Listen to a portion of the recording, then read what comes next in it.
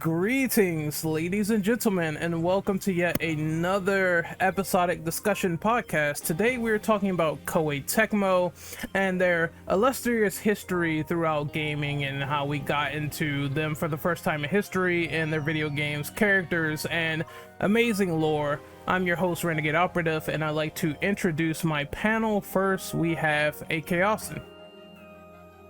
Hello. It's been a minute. I've been gone for a little bit, specifically on this type of channel. I am AK Austin, and I am ready to rumble. Next, we have Nikki. Hello. You are talking to the biggest Warriors fangirl around. So, hi, everybody. The biggest Lubu weeb. We got it. Next up is Jojo. Pursued Lubu and Lubu won. I love that song. Hi everybody, Muso guy here. Really big fan of Muso and Monster Rancher and the old Ninja Gaiden games. Sup? And as always, I'm your host, Renegade Operative. We're gonna get right into it with the first question. How did you get first introduced into the Koei Tecmo games for the first time in history? What was your introduction? We're gonna start with Jojo first. Well, I would say my introduction was probably on the NES when I got Ninja Gaiden 1 and I got a Game Genie and I realized that game was kicking the crap out of me as a 7-year-old kid, so I had to use the Game Genie to get past a lot of the hard stuff. I would say my Koei Tecmo love bloomed when I went to my friend's house and he had Dynasty Warriors 3 on his PS2. And we decided to play it together, and it was some of the most fun we had in our lives. And I love the Muso Warriors franchise, and to an extent, Koei and Tecmo ever since then. All right, I guess I'll go next. So I'm trying to think of the first time I ran into their games, and I thoroughly 100% believe that it was Tecmo Bowl for my first time playing a Koei Tecmo game back in the past. It was just fun arcade style football, and I just enjoyed it so fucking much. Just the music, the characters, everything running around, the noises. It was awesome. The little split intermissions and the transitions that they made were pretty cool looking to see back then. It's like they put a lot of thought and effort into something that was a football game back then. And then the second thing I played was obviously Ninja Gaiden on the NES, Ninja Gaiden 1, then Dark Sword of Chaos, and I don't think I played the third one, just mostly 1 and 2, but I heard the third one's like super fucking hard. But those games were, even then, it was brutal. I remember AVGN, the whole skit, you die, you go back. If you are on the boss levels, you gotta do them all over again if you fuck up. Just really brutal side-scrolling ninja video games, and I remember falling in love with them, really trying to beat the levels without being hit. The football linebacker that always punched you off the screen, that was always fucking annoying.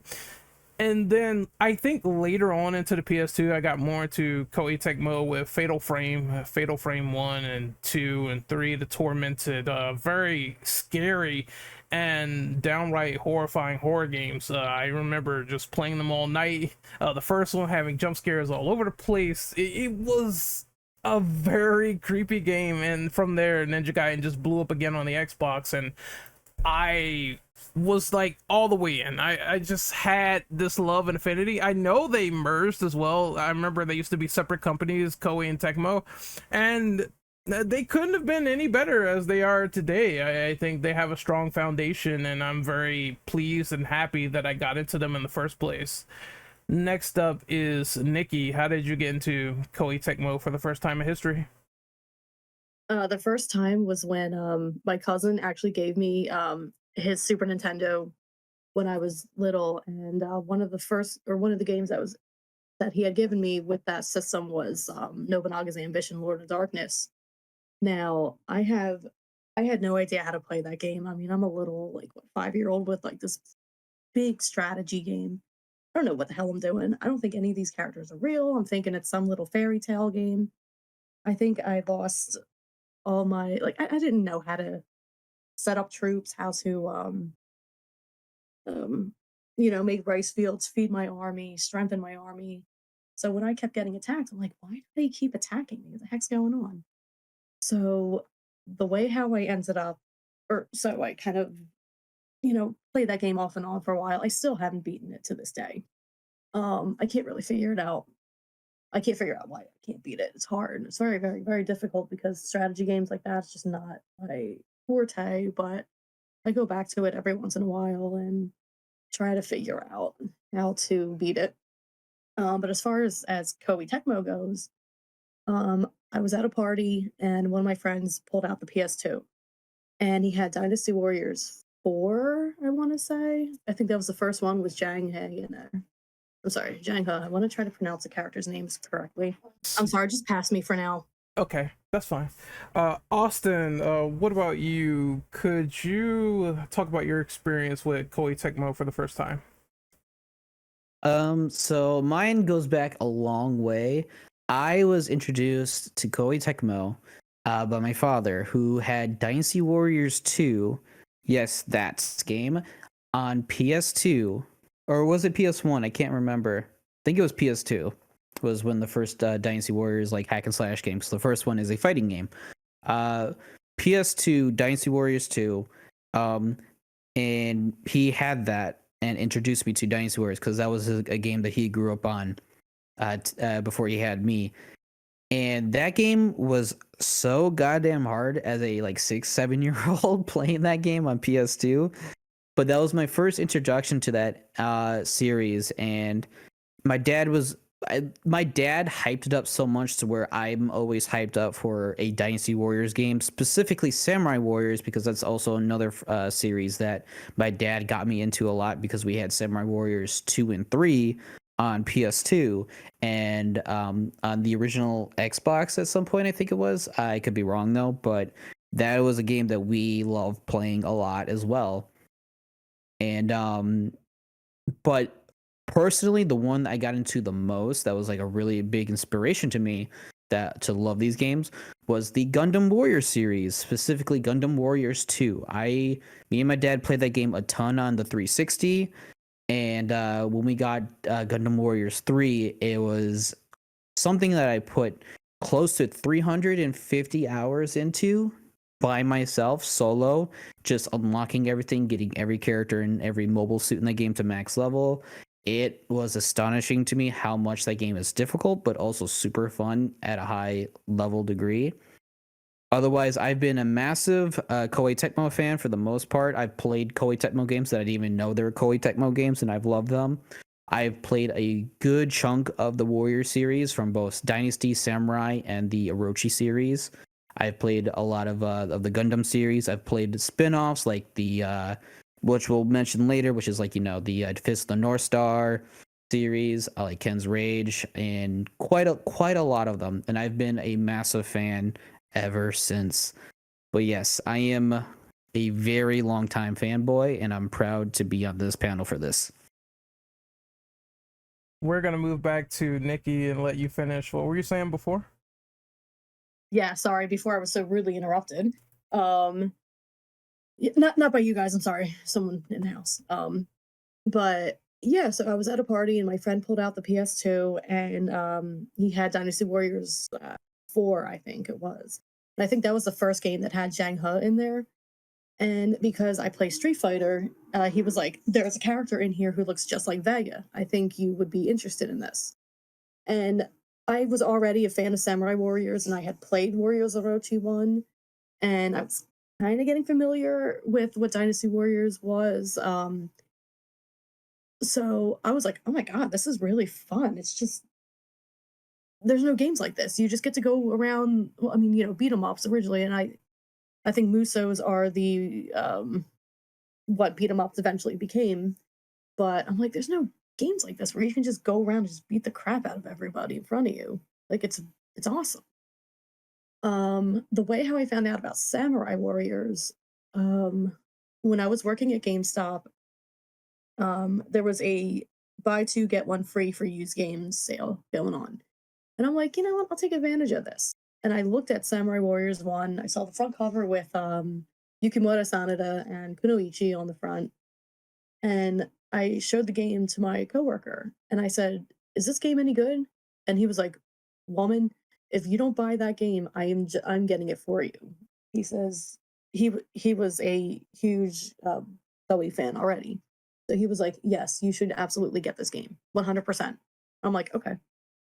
So I went through it, I played it, and I became obsessed. So I've been playing Koei Tecmo games since then. And I think we're going on how many years now? Almost more than 10 years of Koei games for me. Well, actually, way more than that since I started with Lord of Darkness, but yeah, Damn, big time Koei fan.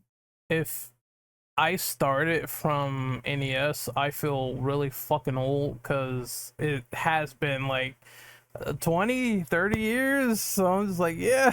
30 plus years, man. They've been around since before I think before the NES. I think they used to make arcade games or something.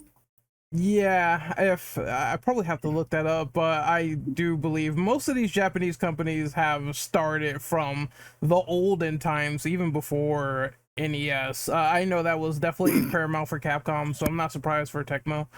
But moving on to number 2, we're gonna talk about Ninja Gaiden since that was the big reveal at the Xbox conference that happened. They showed Ninja Gaiden 4. There's actually like 3 Ninja Gaiden games that are releasing. One released this year, which is Black, but Ninja Gaiden 4, they are co-developing that with Platinum Games and Team Ninja. What are your general thoughts on the trailer, the combat, the story, and the new main character, Yakumo? We're gonna start with Jojo first. I never really got much into the 3D Ninja Gaiden games. In fact, the first boss from the Xbox Ninja Gaiden game traumatizing me as a high schooler. That's a big story. But what I saw in the trailer looked really, really good. It was giving me vibes of like Metal Gear Rising, only you were playing as Ryu Hayabusa and this new guy. What was his name? Yakumo or something? Yeah, Yakumo.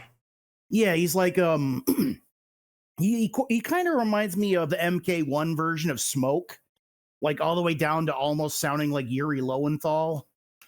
But I'm looking forward to this game. When I see all the blood and gore and shit going on, I'm like, yes, this is what I want. I like Ninja Gaiden needs to be insanely fast and needs to be very bloody. And this partnership between KT and Platinum Games looks like it's going to be beautiful. And I think I might actually reinvigorate myself with the 3D Ninja Gaiden games. Remind me, are 1 through 3 on Game Pass? I believe Master Collection is on Game Pass along with Ninja Gaiden 2 Black, which is the enhanced edition of Ninja Gaiden 2. Right, that one that came out like last week, I think. Yeah, the stealth drop. Yeah. So yeah, I might actually use this as a chance to reinvigorate myself with the series since I've got, the main 3 at my fingertips now through Game Pass. And I also like how there's that one fighting style where it works against multiple enemies, and the other fighting style where you could focus on just one. Sounds like that one's going to be used for bosses. I'm really, really hoping this game does well. Like I'm really hoping it does well. I'm wanting this game to do well. I want it. I might actually buy it when it comes out on sale. All right, I guess it's my turn. Platinum has been, this is a very interesting concept. Number one, we've heard, like, well, at least the ones that's been keeping on the grapevine, we've heard them say they're gonna possibly co-develop a Ninja Gaiden game with Platinum. I didn't believe it at first, honestly. It's like, Platinum and Team Ninja, how does that work? But they showed that trailer and we saw it right there live.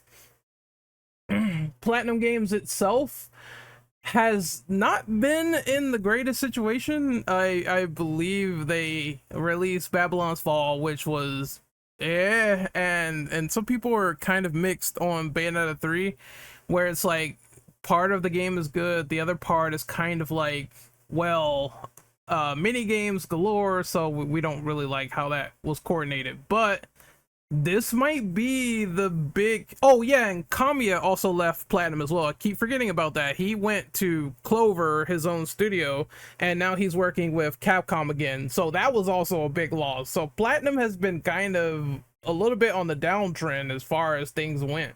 That being said, I think this game is going to be great for them. I'm kind of surprised that it was Xbox that was the one that coordinated this idea, but when I think about it, you look at Xbox, you look at Ninja Gaiden, that's where the 3D games started to become a thing and be really popular. So I guess it's like marriage almost, except it's kind of a third wheel in there with Koei Tecmo and Platinum Games and Phil Spencer.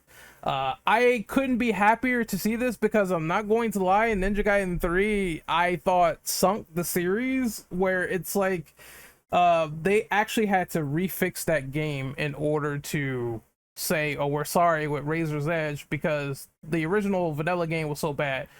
I love what I saw personally. I can't believe that JoJo said Yakumo looks like smoke, because I can't get that fucking image out of my head. He has like the same sort of hair and everything, white hair, all of this stuff, and it's just like he's a cool looking ninja. I like that his sword turns into this bloodbind odachi and you can slice people in half. If it didn't look Metal Gear Rising enough, seeing people sliced in half with big letters and some sort of like blood tint font, I'm just like, oh, okay, that's like Sandatsu. Look at that. That's like really cool that they showed that. So it seems like two different styles of games, where Yakumo is the new sort of Raiden like protagonist, and he does all this crazy shit with his sword and bloodbinds, and he has another style too we haven't seen called Raven style, which they did not show, but I'm hoping that it does things like projectiles. You could throw stuff at people and kill them, and that'd be cool, and it looks flashy. Ryu's in this game as well, and he does everything that you expect him to do with ultimate technique and Azuna drops and smacking people around. So I'm just kind of like, yes, give me that. I hope it reminds me of Devil May Cry 4, where Nero is sort of the new protagonist and Dante's like in the background, but you can still play as him. You got the veteran, you got the new guy. It feels like bread and butter at this rate. I'm hoping massive success for this game, because the good thing about it is people are talking about Ninja Gaiden yet again. I would not imagine in the past 10 years that the community for Ninja Gaiden is just rampant and talking, and the community is just like super excited. And I'm just like, yes, because this franchise has been dead for like 12 years. So this is a good thing. All of this is great. I'm probably going to buy it. I know it's tempting to say, oh, Game Pass. I'm gonna get it on Game Pass, but I'm probably gonna buy this game and enjoy the fuck out of it. That's how I feel. Everything looks nice, crisp, and awesome, and that's what I want out of a Ninja Gaiden. Next up is Austin. How do you feel about Ninja Gaiden 4's reveal? So I'm a pretty big Ninja Gaiden fan, even though I've only played 2 and 3, Razor's Edge, and I've beaten both those games. However, I'm a big Ryu Hayabusa fan. I am a massive Ryu Hayabusa fan. I've mained him in the DOA series and just loved his games in general. I've played the DS version of Ninja Gaiden, which is actually very good and very fun.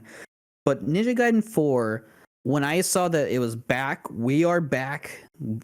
Ryu is back. We are back just like we were back in 2008 with like Ninja Gaiden 2, which is arguably one of the best Ninja Gaiden game ever. I was super excited. I love the whole like the art direction they're going for. It's kind of like cyberpunk, but not really. It's like a demon cyberpunk style with like the enemy designs and like the landscapes. It's super cool. And it's like they're carrying very hard the right direction of the story of like Ryu is still like the head of the Dragon Clan. He is the master ninja taking care of all these fiends and the greater fiends. And seeing that the blood and the gore is back and it's fucking ready to rip. We have Ryu doing his Azuna drops. It's super fucking dope. The fucking music choice is amazing as well, because I love the music in the Ninja Gaiden series. And you just see all these familiar moves and you're like, oh, I can't wait till they see what else they do mechanically wise with some like the traversal and using the the using platforming like off walls to do your attacks and everything, and like the way they showed off the trailer, it's like we have a lot more presented, and it's like, yeah, we're back and we're bringing like a whole arsenal to our like table with this game, with and also having I mean, Ninja Gaiden is no stranger to having, you know, side chapters and side stories with like playing as a different character like Ayane, Momiji and Rachel and other games. But having it mostly, I think they're focusing on just two main characters, which is Ryu and the new star Yakumo, who is a descendant of the Raven Clan or something.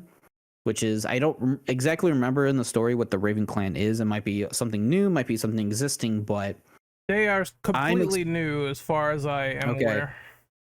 Okay, that's what I thought, because I was like, I don't remember the Raven Clan. It might sound familiar, but I'm gonna say it's new.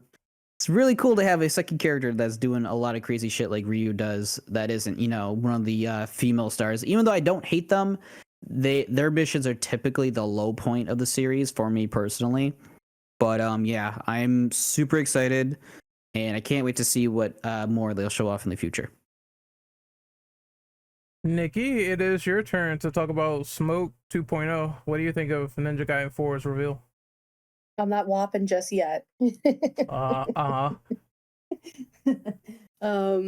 yeah, yeah, I'm excited because I can't tell you the last Ninja Gaiden game I actually played. I did get the collection on sale finally because it was never cheap on the PlayStation Network. A little bit before Christmas, it was a little bit cheaper, so I ended up buying it then. But I think the last one I played was actually like Ninja Gaiden 2 on the original Xbox, I think. And again, I was hanging out with some friends at home, and we pulled out the Xbox, and he put Ninja Gaiden 2 in there, and we were passing the controller around because we were all just getting killed. And but it was really, really, really fun. Um, but I am a big Ryu Hayabusa fan. My most memories I have with Ryu Hayabusa is through the Warriors Orochi series, and through DOA. But I'm really, really excited for 4.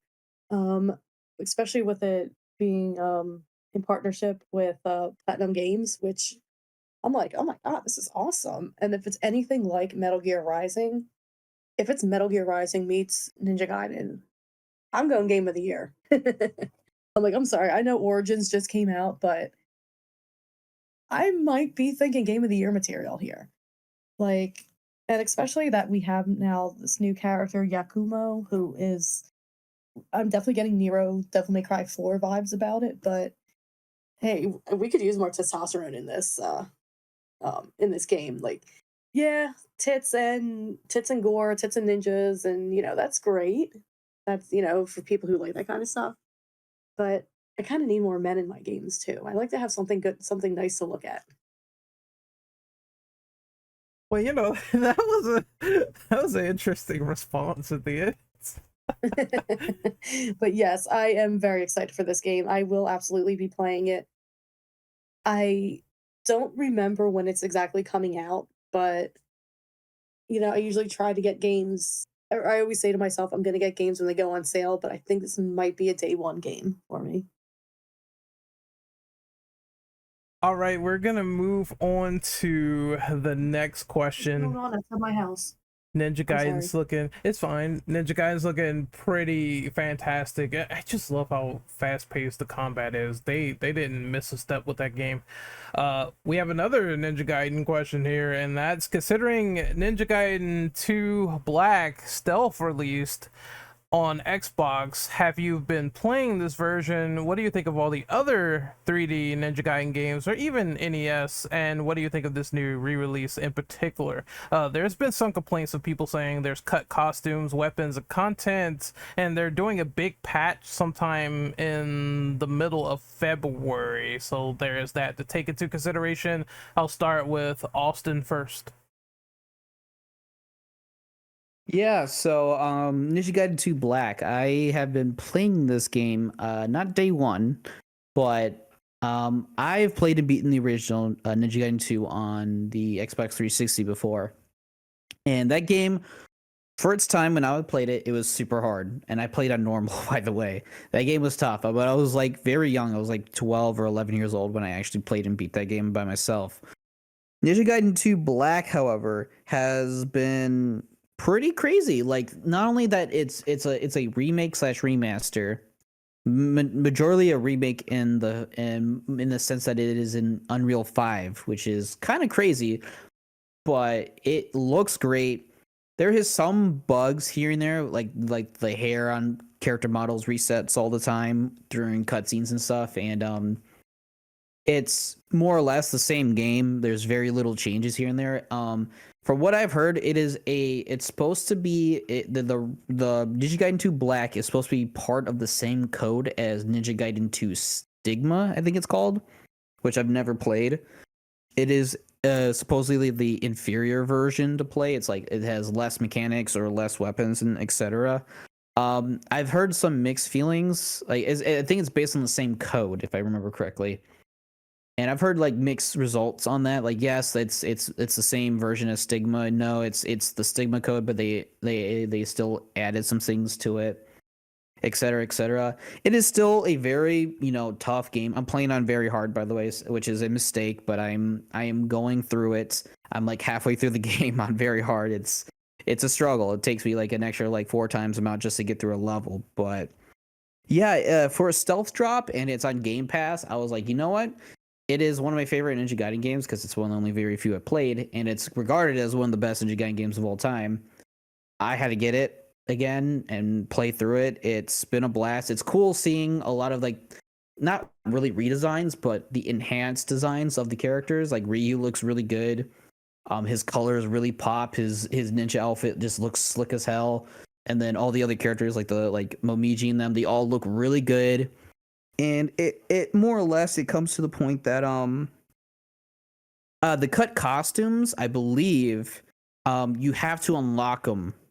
They're not exactly cut away. It's just that they're now unlockable in a sense. You have to do something. I think you need to beat the game, or you got to get a certain score at the end of beating the game to get these outfits. I know people have been showing them on like Twitter or X that they're getting the outfits and stuff. So I don't think they're cut. Maybe some extra outfits. I don't know. I don't remember most of the costumes. It's been years, but yeah, I would definitely say that I think all the other games that need a new release. I think Ninja Gaiden 3 definitely does. I think if you can re-release that, that's not a big problem. I know people have their gripes about Ninja Gaiden 3. In my personal opinion, I love Ninja Gaiden 2, but Ninja Gaiden 3 plays way better, especially Razor's Edge. It plays way better. I have had my complaints of Ninja Gaiden 2 and 1 that the camera in those games suck. The camera absolutely sucks, and I think a lot of people can agree with me. The camera is the worst thing about the game. Other than that, it's still very fun to play, even on harder difficulties. It's just the goddamn camera. It is the worst part. But yeah, I'm over halfway through, I believe. I don't remember how many chapters, but it's been a pretty good experience so far. I've been just playing it, not streaming it, just been playing it on my off time. So yeah, definitely, I think people should definitely check it out. Definitely play it if you've never played a Ninja Gaiden game before. Ninja Gaiden 2 Black is definitely the best entry to get into a Ninja Gaiden game for sure. All right, this is a very loaded question, so I'll give my opinion on everything presented so far. I'll try to make this quick. Number one is that there has been a very interesting paradigm of how they coordinated some of these re-releases. Again, with Ninja Gaiden 2 Sigma, I remember people did not like that game because it was censored, I believe. You try to chop someone's head off or their limbs, and there's these like purple Kool-Aid mist blood effects that will come out of them, which is something they decided to get rid of in the new version of Ninja Gaiden 2 Black, which is, that's fine. They restore the original gore and everything. This port or this remaster or remake, or it's a remaster to me, but it essentially looks very good. I was telling myself at times where it's like, Dude, what the fuck? I don't know why it feels like, to me at least, that Ninja Gaiden 2 Black looks better than Ninja Gaiden 4 graphically, but I'm not a super graphics whore. It's just something that stood out to me a little bit. That being said, it's a fun remaster. I'm not gonna necessarily knock the Ninja Gaiden purists and the people saying, well, they cut out content, because I found a chart where there is cut content. You don't fight the original statues in Sigma, and there is some modes taken away, like you can't do ninja race, and some costumes have been reduced from what I see. It used to be like 7 for Ryu, now it's 4. But that being said, that's what the new patch is for. Overall though, there is no bad version of Ninja Gaiden 2. Like I think that's the median line. There's no terrible version. If you want to call a version terrible, I would probably say Sigma is still the worst offender. There's some fights that they remixed too. So from what I know, there's fights that they do in Sigma that carried over into Black 2, and then there's fights from the original that are like carbon copy the same, which is fine. It leads to the balancing being better. You're not fighting big ass Statue of Liberty that takes like 80 years because it has to walk over this stone pillar. It's fine for the most part. I don't mind some of the changes that they made, and I think it is a solid remaster, but I see people's complaints, and Koei Tecmo, one thing about them is they will listen to feedback, which is why they decided to fix the input lag. Some of the effects with motion blur, you can cut that stuff off, you can fix that. They definitely listen to reason there, and I think this game is causing a new set of fans to be heavily ingrained into Ninja Gaiden. As for the other games, again, I'm going to keep it short. One's very fantastic. The first Ninja Gaiden Black, amazing. Very great game. It's hard. It's not as good as 2 gameplay wise, but it's fun to play. 2 is the peak of gameplay, and then 3 vanilla I want to fucking forget about because you only have one sword, and they nerf Ryu into oblivion, and there's quick time events everywhere, which pisses me fuck off. They had to change that for Razor's Edge because on average you're pressing a button in a cutscene or a video game like transition every 2 minutes, and it's annoying. And then Razor's Edge is like the fix for half of those problems, but some of them are still persistent, like needing to press L1 and R1 to climb up a wall over and over again. It's very fucking annoying, but they did try to address the problem, which I do appreciate still, and I hope 4 does not turn out anything like 3 at all. So that's what I think, and it's stealth drop. A lot of people get to play it on Game Pass, so I think that's relatively fine and good. Jojo, do you have any opinions on Ninja Gaiden 2 Black? Jojo? Well, I think Jojo is, I think he's, hold on, wait, he's muted for me. There we go. There we go. Can you hear me now? Yeah, I can hear you now. Yep. Okay. Ninja Gaiden. I played the demo of the 360 version of Ninja Gaiden 2 Black, I think, and well, it was pretty fun. I liked how you can run along the walls and all these combo attacks. I remember playing the shit out of I didn't play the shit out of the original Xbox Ninja Gaiden, but oh boy, that first boss, the nunchuck guy. Oh god, I think I broke a controller because of him once. His name is Mirai. Yeah, Mirai. I think I broke a controller because of him when I was like in high school when I played that game.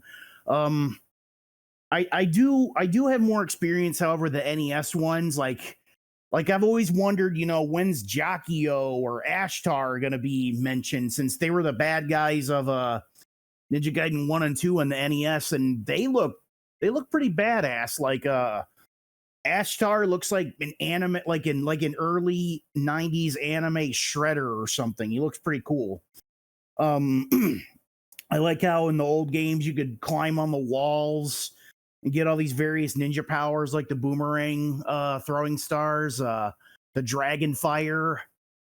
And the games went on to add more to his repertoire. Like in Ninja Gaiden 2, you get the shadow ninjas, the red shadow ninjas that can damage other enemies, and you could use your ninja powers while sticking to a wall too. And in 2, you can climb up and down all the walls like Spider-Man. It was really fun. Yeah, that's really my extent of the Ninja Gaiden. I didn't really get into the 3D stuff as much as you guys, but I've seen it, and all the stuff I've seen from it, it looks freaking cool, and I legit want to try out. I am actually gonna try and make room on my Xbox so I could download Ninja Gaiden 2 Black and give it another go. Nikki, do you have anything to say about Ninja Gaiden 2 Black or any of the other Ninja Gaiden 3D games? Oh, I thought we were still on question 2. My fault. That's fine. Yeah, I thought that was really cool how they like pretty much stealth dropped it.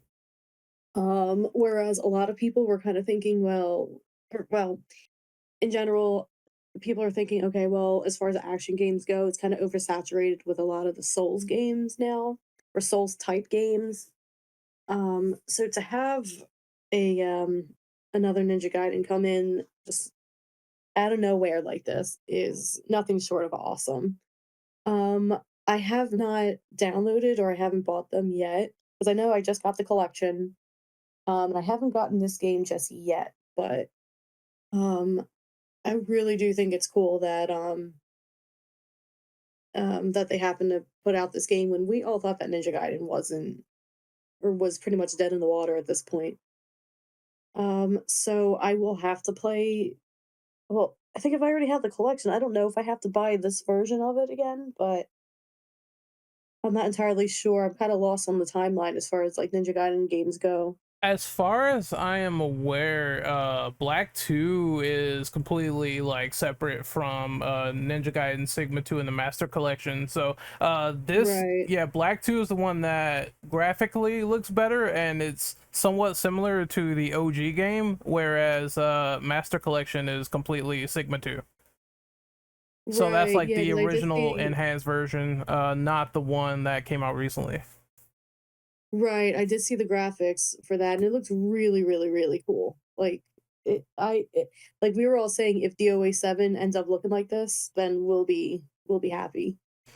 Yeah, and they showed screen caps of the DOA girls on like Twitter in that engine, and it's just like Mhm. you can completely get away with making a DOA 7. I like you could just rip that Unreal 5, boom, it's done. Oh, yeah, definitely. So it looks really sharp, it looks really good, and as I said, I don't know if it's just brain fog to me, but this game, this remaster, if you look at the graphics, it looks kind of better than 4, but then again, 4 is still in development, so I'm gonna give it the benefit of the doubt. Right. Yeah, 4 still has a lot of time to, get itself together or to become finished, I would say. Hmm. Fall 2025. I can't wait for that. But good time Oh, is for that when it comes out? Okay, nice, nice. yep, later this year. But we're gonna move on to a new series, Dynasty Warriors, which I'm kind of still Yay! super green in. But we're gonna start the first question here with Dynasty Warriors Origins. Since that recently came out, what is your opinion on that? Have you played the demo? Have you seen gameplay? Do you like it or hate it? And I will go with Jojo first. I played a little bit of the demo. I'm waiting for the game to go on sale, but everything I've heard about it is awesome. As I believe Rad called him to me jokingly, you play as John Dynasty Warrior since he's like your own kind of custom character, or Muso guys, I'm probably gonna call him. I'm legit looking forward to this. I can't wait to see all the cool weapons we get to use, all the battles we get to be in. Like I'm wondering how bad we gotta grind before we can beat Lu Bu or something, because he's like the ruby weapon of the Muso series. So I'm looking forward to this game a lot. I played a little bit of the demo and I had some fun. I have only played the demo myself, just for this podcast to sort of get an indication of gameplay.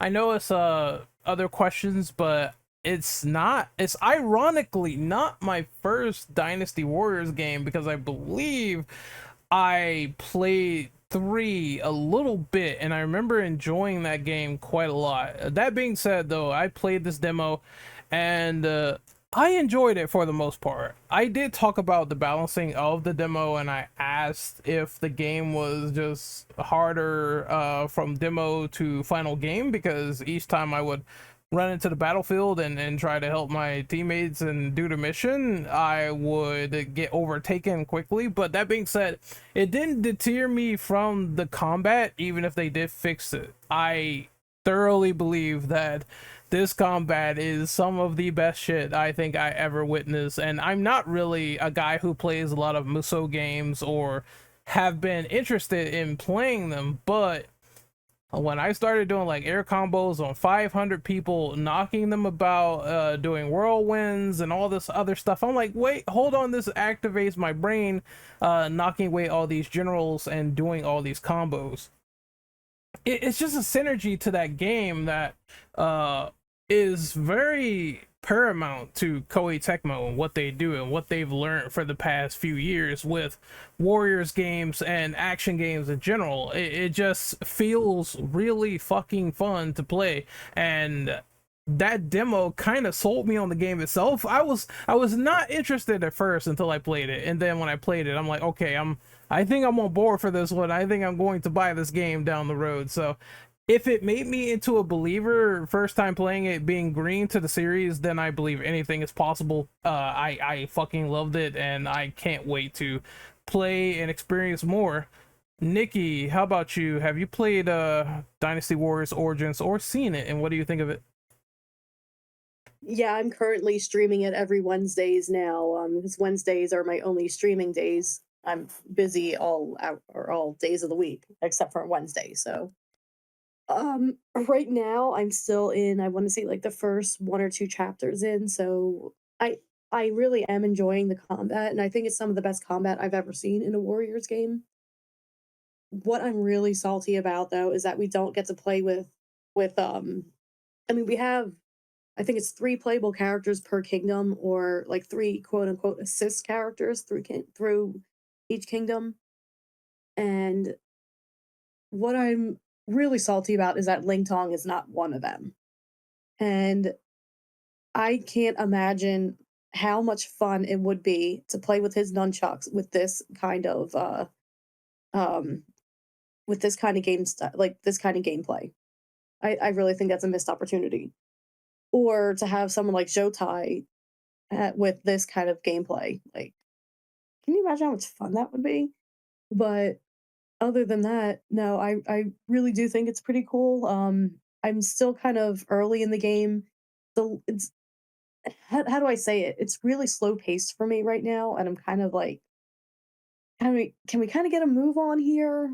And the reason I'm saying that is because the past Dynasty Warriors games, where, for example, seven story mode, if you get to play with Wei, you get thrown right into the Yellow Turban Rebellion, which is fun.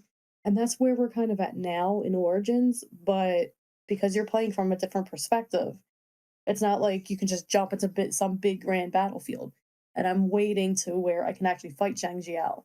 Um, right now, I just fought his brother Zhang Bao, and it's getting there. I mean, it's like I say, it's really slow paced right now, and I'm still kind of building bonds with well, for whatever reason, Zhang Fei really wants to be my friend, and I have no interest in being friends with him because I absolutely hate his historical counterpart.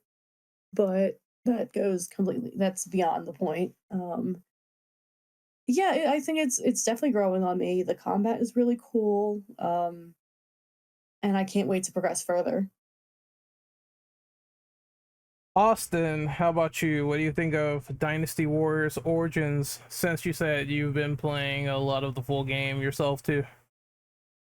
Yes, I am currently on the last 2 big fights of the Liu Bei campaign, and I have to say this is probably one of my favorite warrior games of all time. It is seriously some of the most fun I've ever had in a Warriors game. It is insane to me how much they put into essentially a single player hack and slash game that's mostly focused on one specific character, that you have access to a multitude of weapons that you can switch in game. If you want to like use this weapon, you can switch to another weapon in the same fight, which is actually pretty awesome. You can change out your skills and everything. I have found that this game does so much right in a Muso genre that I feel like it's a brand new genre. It has done a lot to impress me, both on a technical level and on the fact this game looks really good. It's a very good looking game. Like the CGI cutscenes look really good. The graphical fidelity of the game is crazy good. It is a masterpiece in my opinion of Muso games. It takes all what makes them all good and just puts into one package. The fact that it took me like probably till 80% of the game to unlock the last like skill bit I needed for my character, and it's easily one of the coolest things in the game that literally like changes how you play the game for the most part, and you're like, oh wow, this is gonna change a lot of how I play this game. The fact that you can play on hard, by the way, I'm playing on hard, and this game isn't as hard as I thought it would be from the demo, until you get to like maybe 2/3 of the way when you fight like Lu Bu and stuff, and you're like, okay, I need to practice how this guy fights again.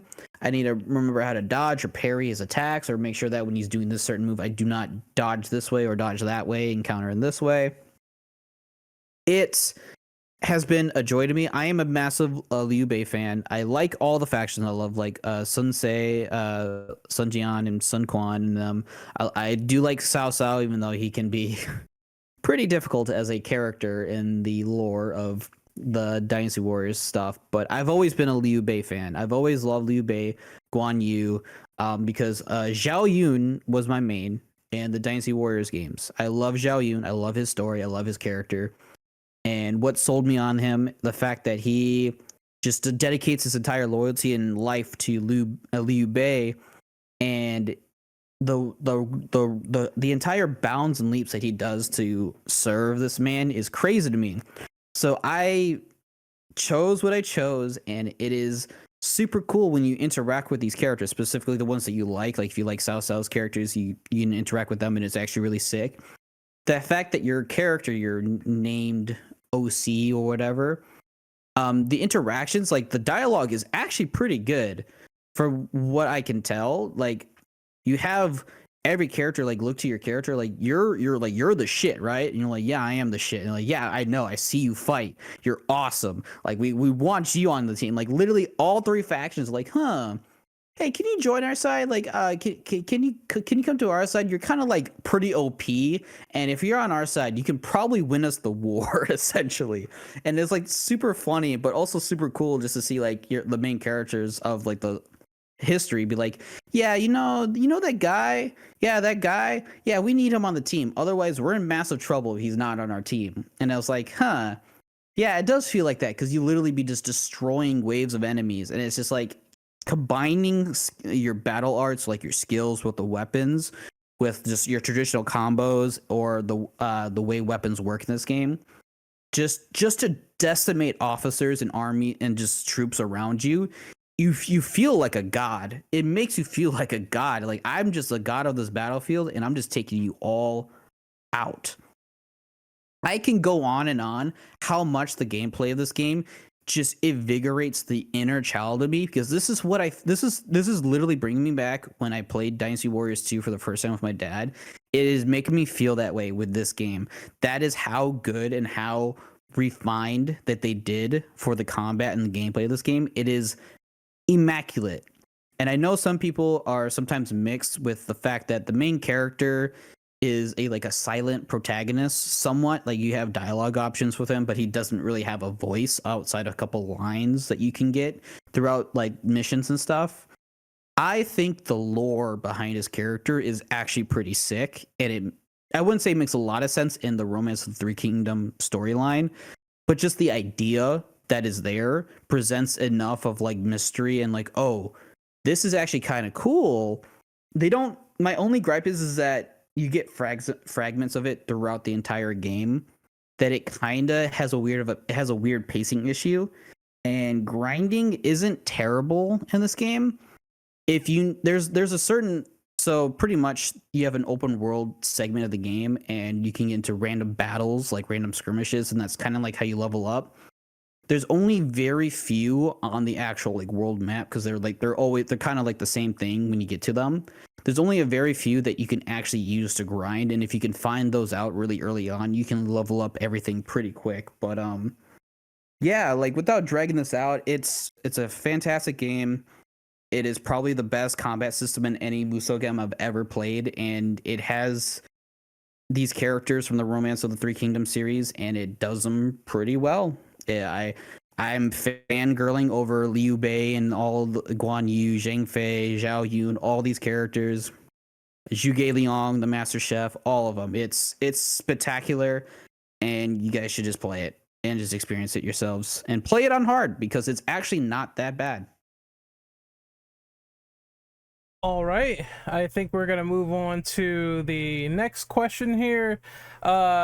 So it's another Dynasty Warriors question. What was your favorite spin-offs involving Dynasty Warriors gameplay, Ken's Rage, One Piece, Gundam, etc.? And what other games should they do in a Musou style? Also, have you played any of the Samurai Warriors games? We will start with Nikki first.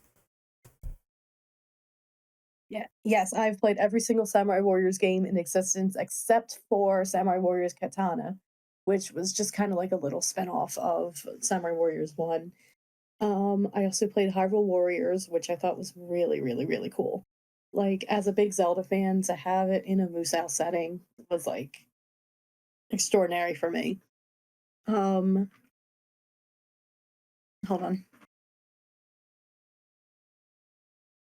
Sorry, take your time. Also, I'm probably going to skip this because I've not played any of these games. Sorry. It's fine. So I also did play Fist of the North Star Ken's Rage, but the funny thing is I played that game right after I finished Sengoku Basara. So going from a game that's like maybe like 100% miles per hour to a game that's about maybe 45% or 45 miles per hour, I'm kind of like, ooh, I don't know if I can really get into this. So I never played it again. I never picked it up again because I found myself getting bored. Um, but I would say my favorite, I mean, I guess at this point you can call Samurai Warriors a spinoff. My favorite spinoff is Samurai Warriors. In fact, I actually, as much as I'm a Dynasty Warriors fan, I think I prefer Samurai Warriors. Um, Now my question is, I mean, I really like the characters, I like the lore, I like how emotional some of the stories can get. I'm really invested in a lot of the samurai characters, so when they put out Samurai Warriors 5, I was kind of like, what the heck are they doing? Like, they ended up rebooting the series and ended up cutting half the roster. They made it a Nobunaga origin story, which I'm totally fine with because Nobunaga is my favorite character. But they kind of made it just okay, kind of forgive me for going a little non PC for this one, but Samurai Warriors 5 ended up just being Nobunaga and Mitsuhide's gay vacation through Japan, essentially.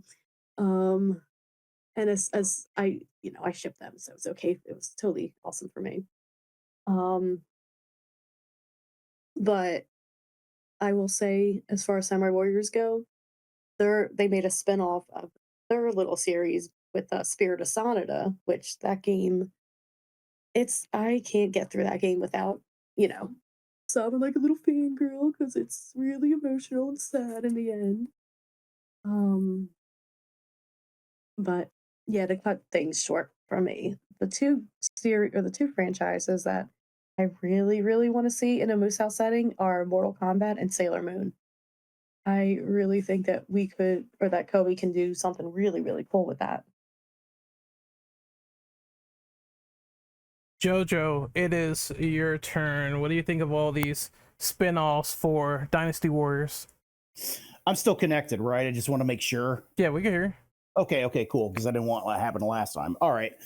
I'm really enjoying most of the spin-offs. Like I actually have both Ken's Rage games on PS3. Uh, my favorite character to play in that is Ray. You know, that man gave me the manly tears. Another spin-off that I liked was Hyrule Warriors, mainly because it took the classic Zelda music and gave it what I like to call the Muso factor. Like, how do I like it? Like, it takes all these Zelda tracks and makes them all metal as fuck. Like, I remember listening to the Twilight Field song and putting up the horns, no joke.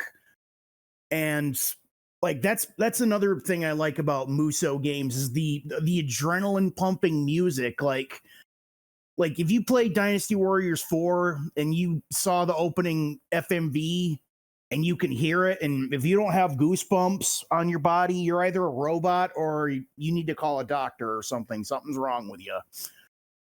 Another spin-off I really liked is the Dragon Quest Heroes franchise. You know, it took two of my favorite things ever, Muso and Dragon Quest, equals shut up and take my money .mp4 or GIF, whatever you want to call it. You know, you got in that one, it's like plays more like an open world RPG, but the battles play more like a Muso game, but it's also got some of the Muso sound effects, like the menus and stuff. So, you know, you can get into that Muso mindset. I really, really recommend anyone with PS4s and PCs to download and play that game. It's good. I played Dynasty Warriors Gundam 3. It was okay. I played a little bit of that. I never played the One Piece games because I'm still really not into One Piece. As for spin-offs, I did hear that Nintendo, Koei was actually interested in doing another Nintendo IP one with Mario, and that I want to freaking play. He's like, I could see the Mushroom Kingdom faction having like Mario and Luigi and Peach and Toad as generals, and the Bowser faction could have Bowser and the Koopa kids as generals, and Donkey Kong. You know, I could go on. Also, this one I've been clamoring at for the longest time, Power Rangers. I want a Power Rangers game or Super Sentai. It would be so cool. You could have all the Rangers, you know, be fighting putties and like the monsters of the week as like the generals. And they could emphasize the whole teamwork thing and have them do like combo Muso attacks when they're close to each other. And they could bring back the duels from Dynasty Warriors 4 in the form of the Zord battles. Not gonna lie, I would play that like whoever owns Power Rangers, Hasbro, whatever, call Toei on the phone, call Koei Tecmo, get something done. I promise you, people will buy this shit. Also, since Nikki mentioned it, Mortal Kombat, that would be cool because a lot of big army battles are part of the lore. I don't really know what else would make. Maybe X-Men or Star Wars. You know, I'd love to see like superheroes be Muso'd. That would be cool. But yeah, that's what I want. I'm really I'm still hoping we get that Power Rangers Muso game. Austin, what about you? What do you think of all these Dynasty Warriors spin-offs, and is there a spin-off you want personally with this Muso style of gameplay? Yeah, so I've played quite a number of them. I've played the Fist of the North Star Ken Rage games. Those I'll just quickly go through those games. I think I've played the first one, didn't really like it that much. It was kind of mid to my liking. It also didn't follow like the main story mode wasn't even that great from what I can remember. But my dad got me the second game like not too long after that, and I played that to completion because that game was actually really fun and really good to play. It is had everything that was a lot better and a lot more like a Muso game should feel like as like a spin-off. And that did it way better in my opinion. And that's why the second game is actually really good. It has a lot of good like co-op modes, has a lot of cool like story modes for other characters other than like Kenshiro, who is my main. I just love Kenshiro. He's the most coolest anime character of all time in my personal opinion. I've played the Gundam Warriors. That is probably my favorite of the series of the spin-offs. I love Gundam. Gundam's one of my favorite anime series of all time. And I've clearly I really enjoyed the Gundam series a lot. I started with 2, and me and my dad co-op that so much. Me and him played on hard all the time. It was really difficult, but super fun to play with him. And then Gundam Warriors 3, I personally thought was the way better version. It had one of my favorite Gundam character and one of my favorite Gundams of all time, which was the Double O Riser with Setsuna. That shit was super fucking cool. A lot of the mechanics in that game was really fun. It expanded the second game, but just way more. It just made it more fun and a lot more skill based, and that's what made it a lot better to play. I've played the Samurai Warriors games. I probably like the Samurai Warriors more than Dynasty because I just like Samurai Warriors lore more. Yukimura Sanada, that's my favorite character, Samurai Warriors. It's funny. I love the spear characters in the Dynasty and Samurai Warriors games. Zhao Yun's my favorite in the Dynasty, and then Yukimura is my favorite in the Samurai Warriors. And I've played Samurai Warriors Empires, which is like a kind of like a spin-off of the RTK series in a way, where it's like you have provinces that you have to capture and take over, build your armies, build up your troops and stuff. That was always a game that I really love playing, especially when you can create your character and you can have them as like a main force, which is really cool. Always love doing that. Other than that, I've played not much. I've seen other like gameplays of other Muso games. I was never really interested in a lot of those. They just never vied with me. But yeah, those are mostly the games that I generally was gravitated towards too as like Muso type games. And if I had to, say what other like franchises or any spin-offs they should try to go to, I think everybody pretty much said what I would think would be pretty good.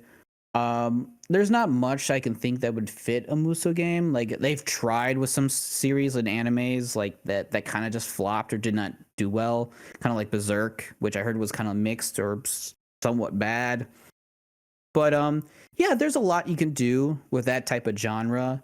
It's just you have to make it unique enough to make it not repetitive, even though it is a repetitive gameplay style.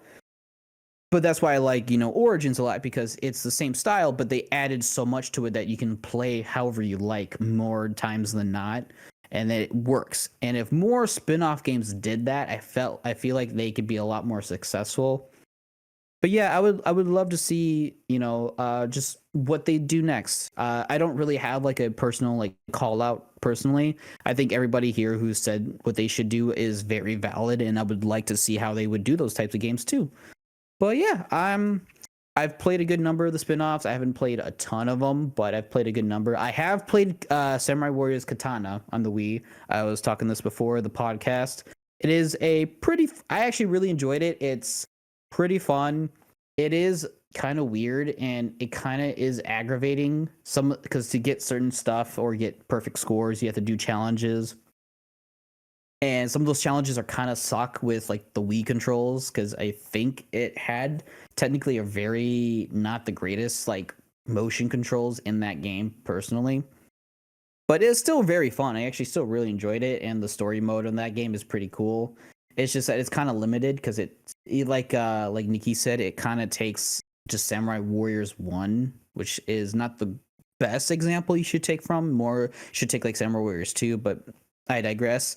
Very fun, and yeah, super excited to see if Koei Tecmo is got more in store for us. All right, so as I mentioned, I have not played a lot of these games. I think the revelation of them doing a warrior style Gundam really just fucks with my mind. I must have missed out on that because I'm like, that sounds so awesome. But I do have a little bit of an opinion on what type of Muso style game I would love to see. I think the typical shonen stuff would work, like One Piece. That works out well. Maybe seeing stuff like Bleach. I think Bleach would be cool in Muso, just mowing down people with Zanpakutos and everything, and Bankai. That'd be fucking awesome. Like, why not do something like that? I think that'd be cool, actually. But moving on to the next question, what are your favorite battles, kingdoms, and characters in Dynasty Warriors? We will go with Austin first. Okay. So, what is my favorite battles, kingdoms, and characters? I pretty much talked about it in the previous question with the Dynasty Warriors Origins. I absolutely love the Liu Bei, which is the Shu faction. I completely love the characters. I've always been a big Guan Yu, Zhao Yun fan. I just love the characters. I love what drove me closer to Liu Bei's faction is because he's such an honorable guy and honors such a big part of my like entire individuality. I've always been an honorable guy, and just seeing Liu Bei, he is the underdog of the story. And if you ever played like games like Kessen 2, which is a technically another spin-off of just the history of the Three Kingdoms, and when you play Liu Bei's campaign, it's literally an uphill battle throughout the entire game, and you pretty much see that he's struggling for many years. Like it's Cao Cao is like hates him with all his guts essentially, and he's like, "You're a threat. I don't like you. I want you out of my way," and to conquer the rest of China and rule the world essentially. And it's Liu Bei who's constantly having to struggle with his ideology of helping others at the cost of his own, like, you know, his resources and stuff, and it's gonna bite him in the ass. But as it turns out, the fact that he helps all these people, it gives him when he's in his like most like darkest state where he's literally about to die, about to lose, he gets the allies that he needs because of his kindness and because of him being such a good person. Everybody's like, yeah, we need to stand up against Cao Cao. He's a tyrant. He's on a war path. Like everything goes and it goes his way when he gets like, you know, Zhuge Liang, who's master chef. Like if you ever played Dynasty Warriors and you're a big Dynasty Warriors fan, everybody knows that Zhuge Liang is the motherfucking G.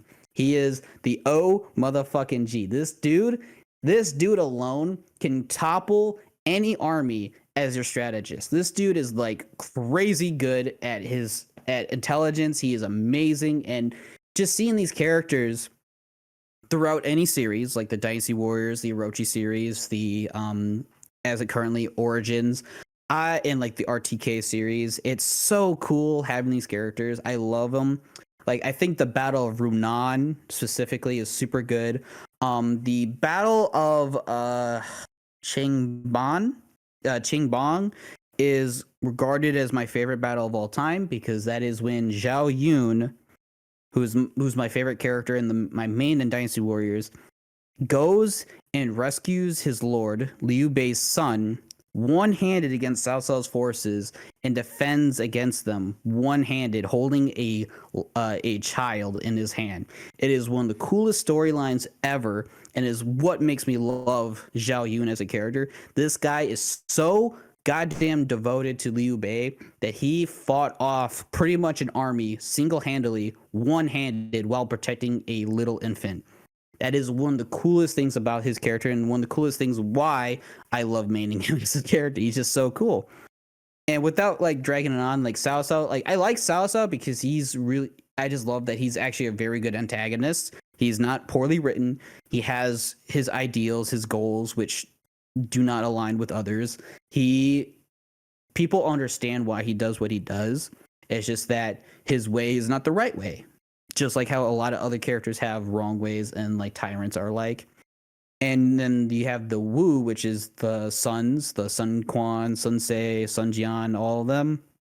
They're really cool characters, except for I just never really liked a lot of their storylines because they get the short end of the sticks a lot, and then they kind of like become big, and then they kind of just get wiped out soon after. It's just like, yeah, they had a chance, but they kind of squandered it a lot, and it's just all bad luck when they keep losing, you know, family members. Spoilers. But yeah, I am a Liu Bei fan for life. That is my favorite faction, and that is always going to be my favorite faction to play as. Nikki, what about you? Favorite battles, kingdoms, and characters in Dynasty Warriors? Me and Austin are not going to get along at this point. I'm a Wei fangirl. I'm sorry. Xiahou Dun is my favorite character of the entire franchise. I just really like how badass he is. I like his character design.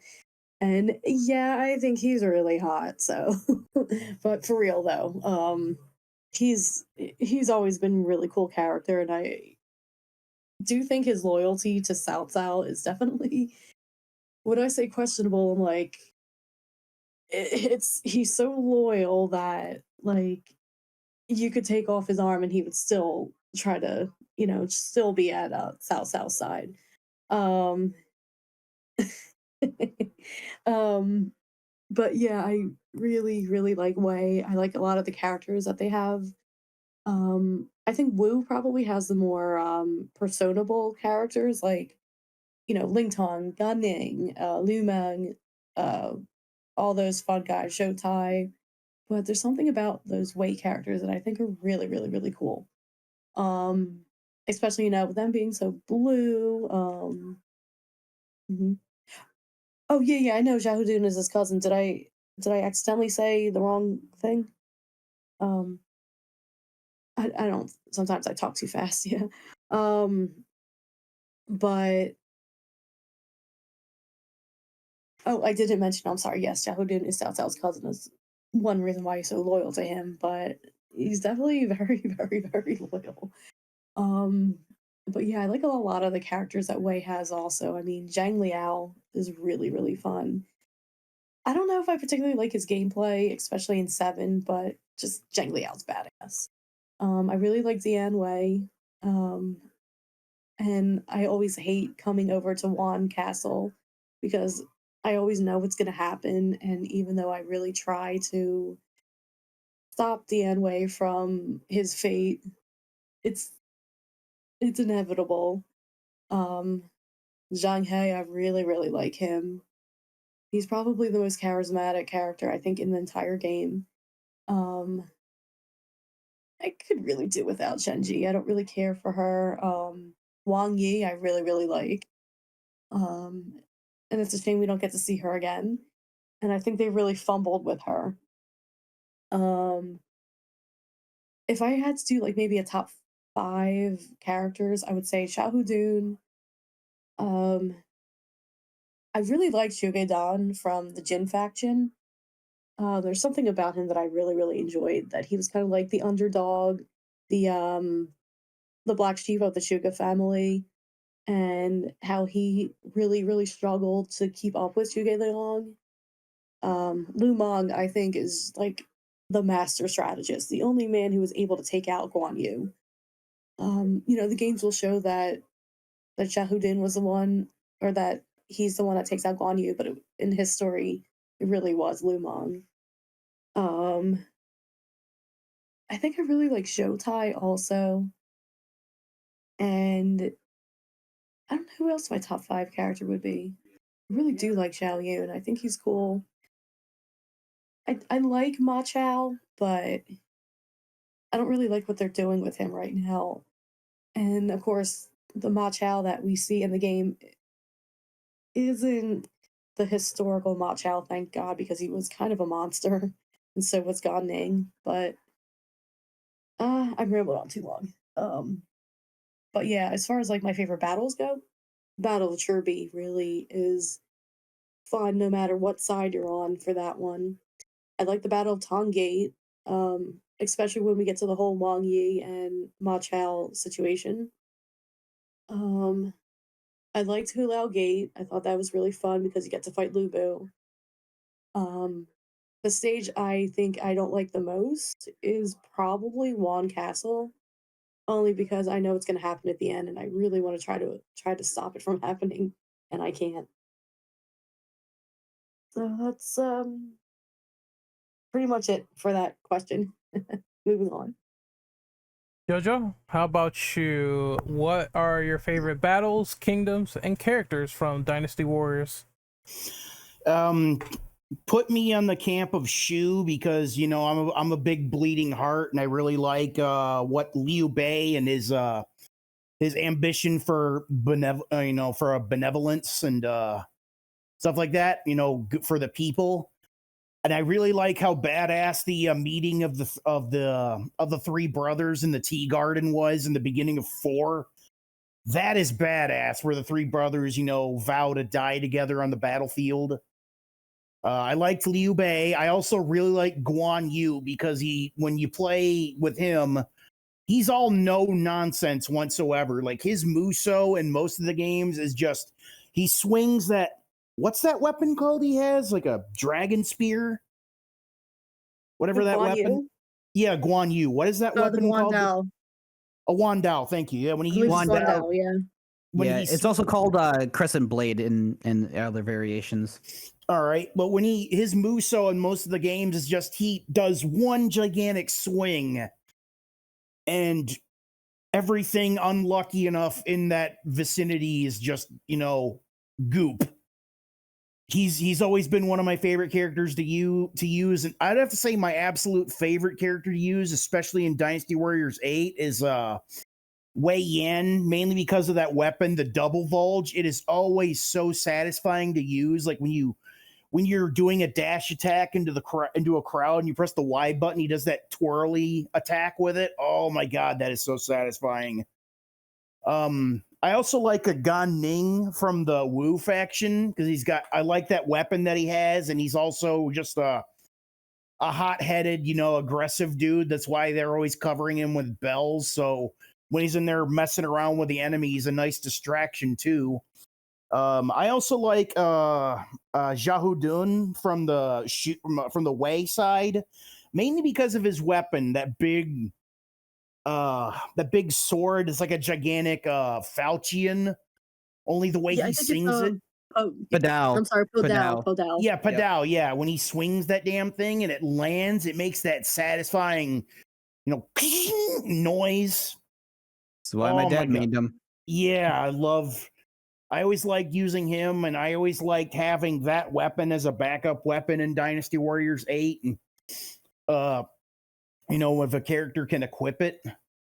I also liked, trying to remember his name. He was in the Wu faction in like 1, 2, 3, and 4. He used a sword. Zushi? Zhao Yu. Yeah, he started off with a sword. Zhao Yu. Mm-hmm. And later on, I think after 6, they just gave him bow staff, and he wasn't nearly as fun to use anymore. As for favorite battles, I gotta say I really, really liked Hulao Gate because we get to see literally like if humanity were RPG characters, this guy would be a super boss, Lu Bu.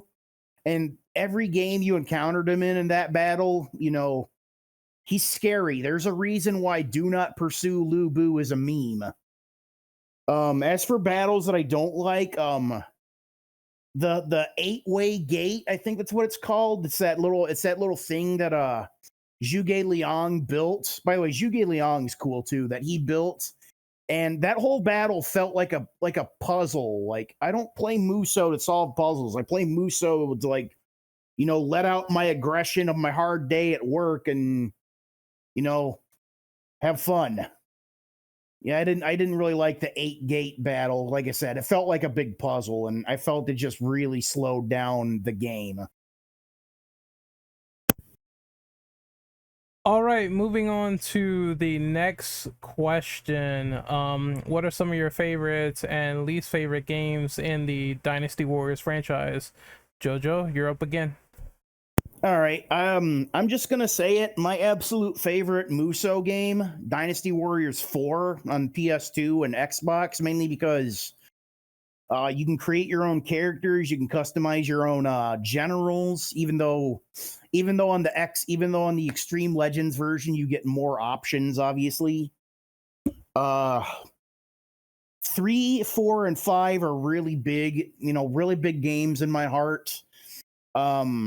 And I really love 8. I used to play the shit out of 8. In fact, Rocker, if you're listening, me and him used to play this on my PS3 back in the day, and it was always cool, communicating with each other what we're doing when we're on the battlefield. Like, I need backup. I'm going north. I got to kill this guy, etc.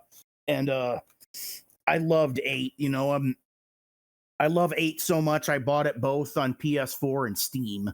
My least favorite ones, 6. 6 was lousy. 6 was boring. 6 was literally a PS2 game running on a PS3. Okay, I'm just gonna say it. I did not like 6. 9 kind of overwhelmed me. I didn't play it very much. I also really liked Warriors Orochi 3. That was like the big crossover that had well, Samurai Warriors, Dynasty Warriors, Ninja Gaiden, DOA, and Greek mythology characters in it too. Those are really good. I recommend the third one. That one's the best one. 4 is a good. Oh, Warriors Orochi 4 is a good one too. You know, especially if you got a co-op friend you could play it online with. As for I already said my least favorite one, 6, 9. Like we don't. There's a reason the fandom doesn't really talk about those games very much. Austin, what about you? What is your favorite and least favorite Dynasty Warriors game? That's a tough one. Yeah, because I haven't played all of them, to be completely honest. I think the one I remember the most fondly of is probably Dynasty Warriors 5. I think that was on the 360. And I remember playing that game a ton. If we're just going strictly Dynasty Warriors, it'd probably be Dynasty Warriors 5. Otherwise, Warriors Orochi 3 is super fun. I really love Warriors Orochi 3. My least favorite, that's a tough one. Because again, I haven't really played the bad Dynasty Warriors games. If I had to guess, it's tough because I haven't really played a one that I really dislike. But if I had to see my least favorite, it would probably be Dynasty Warriors. Is it 9? Empires. I believe that was like the one game that I played in the franchise that was kind of mid. I didn't exactly hate it, but it was lacking in a lot of areas. I've always wanted to have more of like an RTK experience with the Empire games, and it just never really hit. And that one especially didn't really hit that well for me. I still enjoyed it though. I do like a lot that you can create a character and you can make him either his own faction, his own lord, or he can split off. There's a lot of cool things about that game, but it also like deviates quite a bit that makes it kind of mid in some areas. I do like though you can have like a marriage system, and then you can have like an offspring with a character, and that offspring can get some of the traits / customization from your main character that you make. And that was like the coolest part that I had. My character had like a daughter, and when she grew up of age and she became a playable character, she actually had his white hair, which is like really funny and really cool. I was like, oh, that's actually really sick. Other than that, though, it's kind of lackluster. A lot of the like cool menuing that other Empire games had, it didn't really sold me on that. So yeah, that's like the only one that's my least favorite of the Dynasty Warriors franchise, including minor spin-offs like Empires. It would be that one. But yeah, all around, I haven't really played the bad ones like 6 and the other ones. But I digress. It's more or less kind of like a love-hate relationship with Empires 9. Nikki, how about you? What do you think of your favorites and least favorite Dynasty Warriors games? Do you know how many hours I have in Dynasty Warriors 9 to the point where the game doesn't work anymore? Holy shit. It's- That's like me yeah. playing Vice City for like the first time I broke the disc. Yeah, no, the disc is like in totally like perfect shape. I don't understand why it just doesn't work anymore, but because I was planning on doing like a really cool stream for that, like a little like community stream with it, but the game just started freezing my PS5 and crashing it, and I said, you know what? I'm not putting this game in my system anymore. So I may have to replace it. I'm kind of bummed out. I don't know if all my stuff will transfer over, but anyway. Um but I do like the customization that they have as far as like the facial stuff goes, the face and the hair. The lack of outfits really bothered me because I said, well, maybe I want to put my character in something really nice. What if I want to make her a little more muscular? What if I want to make her not look like a little skinny twig? They didn't have customization like that, which bothered me. But I really did like the marriage system. That was really nice. And it was really sweet bonding with all my favorite characters and, getting to marry them. And, but I want to say my favorite of the franchise is probably 7. Dynasty Warriors 7 is the first Dynasty Warriors game that I played. So of course it has a lot of um what's the word I want to say? A lot of like nostalgia for Nostalgia. me. Yeah, a lot of nostalgia. It's a big piece of me because again, my first Dynasty Warriors, fully Dynasty Warriors game that I played. I really enjoyed it. I thought the story was really well done, especially the way story, and I thought it had a really emotional ending. Excuse me, to the entire game. I did like how they went further past Wushang Plains for the first time in the franchise by adding in the Jin Kingdom and by showing what happens after all the war is done. Um, and it kind of just showed me that even though all the battles that I fought, everything was for naught in the end. Um, I want to say my least favorite. I know this might be a little blasphemous, but out of the recent ones, I would say maybe Dynasty Warriors 8. And the reason I'm saying 8 is because it didn't get good until we got the complete edition with Lubu's faction. Even then, I really hated the a lot of the stage designs. I didn't like the coloring with the game. I thought it just looked like kind of like a big muddy mess. I didn't like the combat system. I think it really, even though a lot of the characters weren't clones anymore, I didn't like how some of the weapons were. Like they were just too slow, too clunky. I did think some of them were kind of creative, like when they gave like Lushan the bench, or they gave Huangai the boat, and I think Shu Rong finally got her boomerang back, which was that was pretty cool. But the game was just too slow, too clunky. It felt like they were trying to make Dynasty Warriors 7.2, and it just didn't work out for me. But I did like the hypotheticals. I thought those were pretty cool. Um,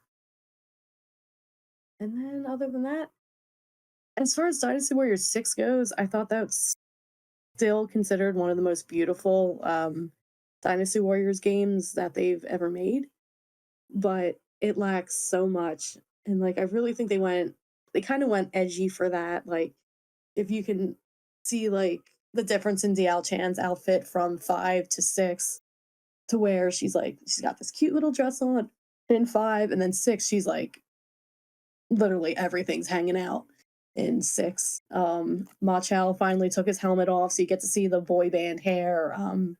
Gan Ning went with the spiked hair too, the spiked blonde hair.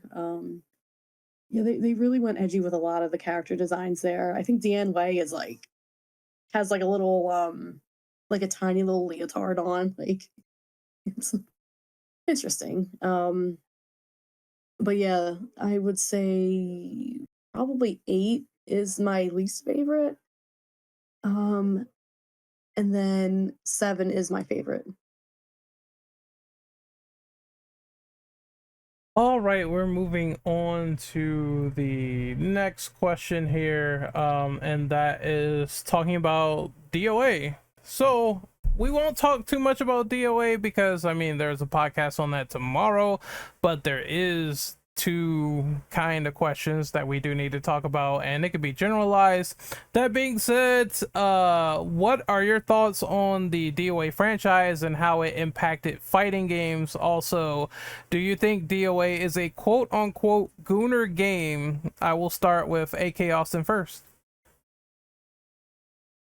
All right, so I don't have the biggest history of DOA. I think the only DOA game that I can remember playing was probably DOA 3 and maybe a little bit of 4.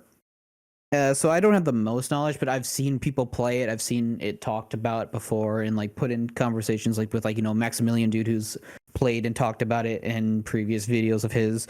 But it's a fun. I remember playing it, and I always played Ryu Hayabusa because that's my main. That's my home dog, dude.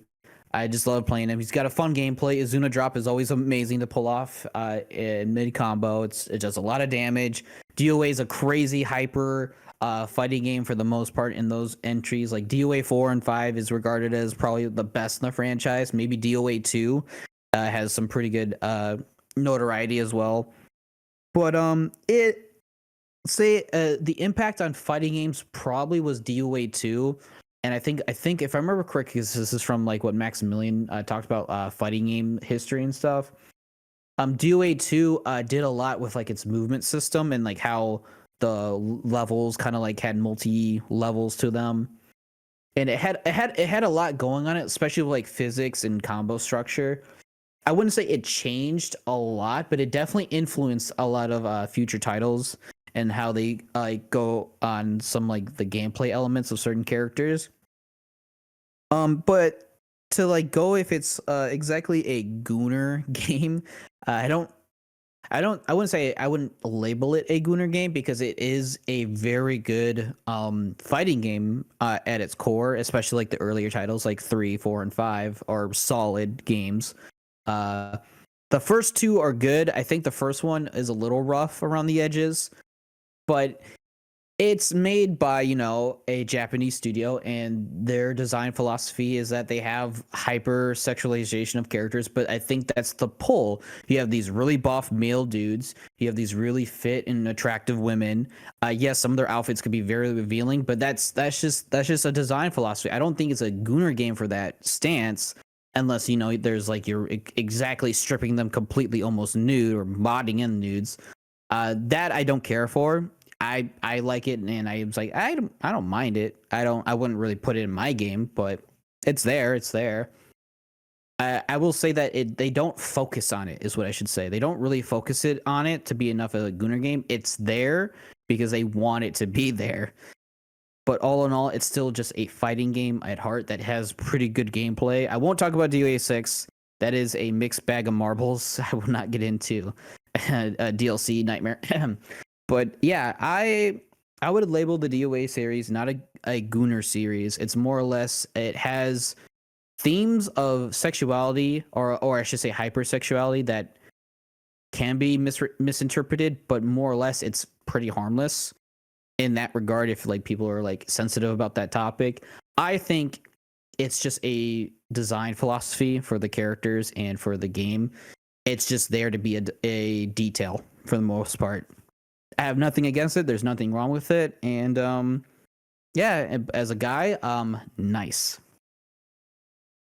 Alrighty, so it is my turn. I for DOA and stuff that I played, just a general overview because I'll save all the stuff for the podcast tomorrow, but I will say I have been playing the series a lot recently. I've been playing DOA 6, and I do think that the game's okay. It's fun, but I can see where things kind of went wrong with the whole oh, we're gonna do meter now, where people can do special moves and get a lot of like bar off of someone. I just don't like when they decided to brute force in a special meter for fighting games when it has been historically a game played without a special meter. It's just I can see it working for Street Fighter well, but not DOA. That being said, I'm having fun with the game. I've played DOA 1, DOA 2, 3, 4. I just bought like 3 on Xbox, and it's a very nice, enjoyable time. I will say that much. The core fighting mechanics is like a lot of hard-hitting stuff, very fast-paced. You're mostly trying to get all these like quick and simple combos in, whether it's lows, highs, and the thing about the game is holds. So if you're fighting someone and you're trying to let's say counter their attack, you can do a hold and you can knock them on the ground or do a counter attack. And I think it's a very nice ebb and flow to what DOA is. I can understand why people really do like this series. I think my favorite is 4. I don't know why, but 4 just really is that game that aged very well in terms of how the gameplay is. And I think my favorite level is knocking people in the street with the whole street casino thing, and cars are like fucking running people over. Just that chaotic frenzy of the backgrounds, and not a lot of people really talk about it, but just how they decided to say, we're going to have your fighter knock someone off a building like 3,000 feet in the air, jump down, and just do a bunch of crazy shit. But 4 and 5 are like some of my favorites, like some of the best core fighting games you could possibly get on the market. Go out there and play them, experience them. That's the best thing I can sort of give as a solution. As for if I find them to be Gooner games, well, I feel like there's some 50-50 to it. You know, as always, when you try to explain these things, there's always a good 50-50 of truth, and then there's some people that might be exaggerating things. On the other side of my mind, I'm thinking these are great fighting games, and that should not be diminished when people talk about them. That core gameplay, that core design, that fast hitting stuff, the philosophy is there, all the mechanics are there to play with, and it doesn't make it any less fun. But on the flip side of that, are they hypersexual? I would say yes. There definitely is some DLC costumes, especially for DOA 5, that are scantily clad. I'm not going to lie about that. It's definitely there if you want to buy them. It's not the mainstay of the game, which to me is the fighting, but you can dress your character up in like 45 different costumes for the females. And of course, while there are males and it's a paradigm of this and that and the third, you can definitely see the hypersexualization. Whether people are fine with it or not, that remains to be their subjective opinion and taste. I've seen people who love this series for that. I've seen people who don't like the series for that, and I think it's totally fine. You can do what you want. Personally, for me though, just because it's there, it doesn't mean I'm not gonna play them. If they're still like fun games, it's still fine. But at the same time, it does exist. So it's just ass, titties, it's all that stuff that people sort of talk about, but I don't think that would overshadow gameplay, characters, story for me personally. So I'm just the guy that kind of prefers that stuff first in a video game. And you know, if I want to see, you know, an Ionic cosplayer or something, it's just like you just look at real women. It's just is what it is. That's what I would do. But I love them personally, and I think that makes the characters memorable. They look in a specific way. I mean, you're not gonna see a regular Zack or Ayane or Kasumi. When Kasumi is my favorite character, I fucking love her outfits and what she has like all the time. So you can dress these people up. Oh, one thing I want to mention: you can dress these people up the way you want them to. So there is costumes that aren't scantily clad.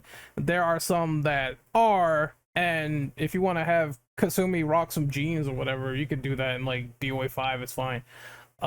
It's a nice balance, a nice paradigm, I would say. But I would definitely also say the extreme games are, you're going to see just that is pure fan service 100%. It's just like, we're gonna talk more about that tomorrow, but yeah, the extreme games are definitely mini games for titillation. And my favorite quote from Adam Sessler is the jiggle physics are like living memories and alien life forms just not knowing which way is up.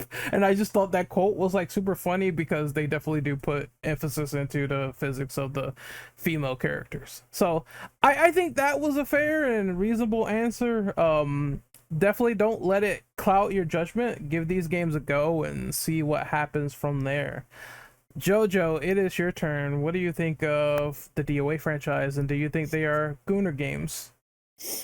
Well, I'm gonna get to the Gooner game part last of my statement, but I think the DOA games have done some really, really good and very, I guess, groundbreaking ideas for fighting games that have been adapted. Like, for example, like in DOA 2, how you can knock your opponent off the ring and jump down and follow them and continue the fight in like another section. Like you're on top of a building, you can knock them off the building, they fall through the glass, they take damage, and you could jump down them and continue the fight. I think that's cool.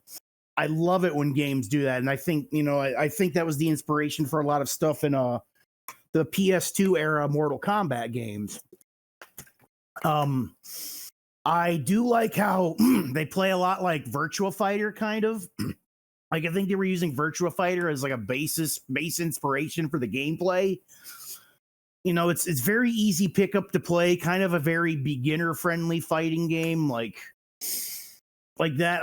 I liked how Dead or Alive 2, I think it was either a launch title or an early title for the Sega Dreamcast, and it really showed how good the Sega Dreamcast can get, because the graphics on that game were, for the time, amazeballs. And yes, I know I said amazeballs.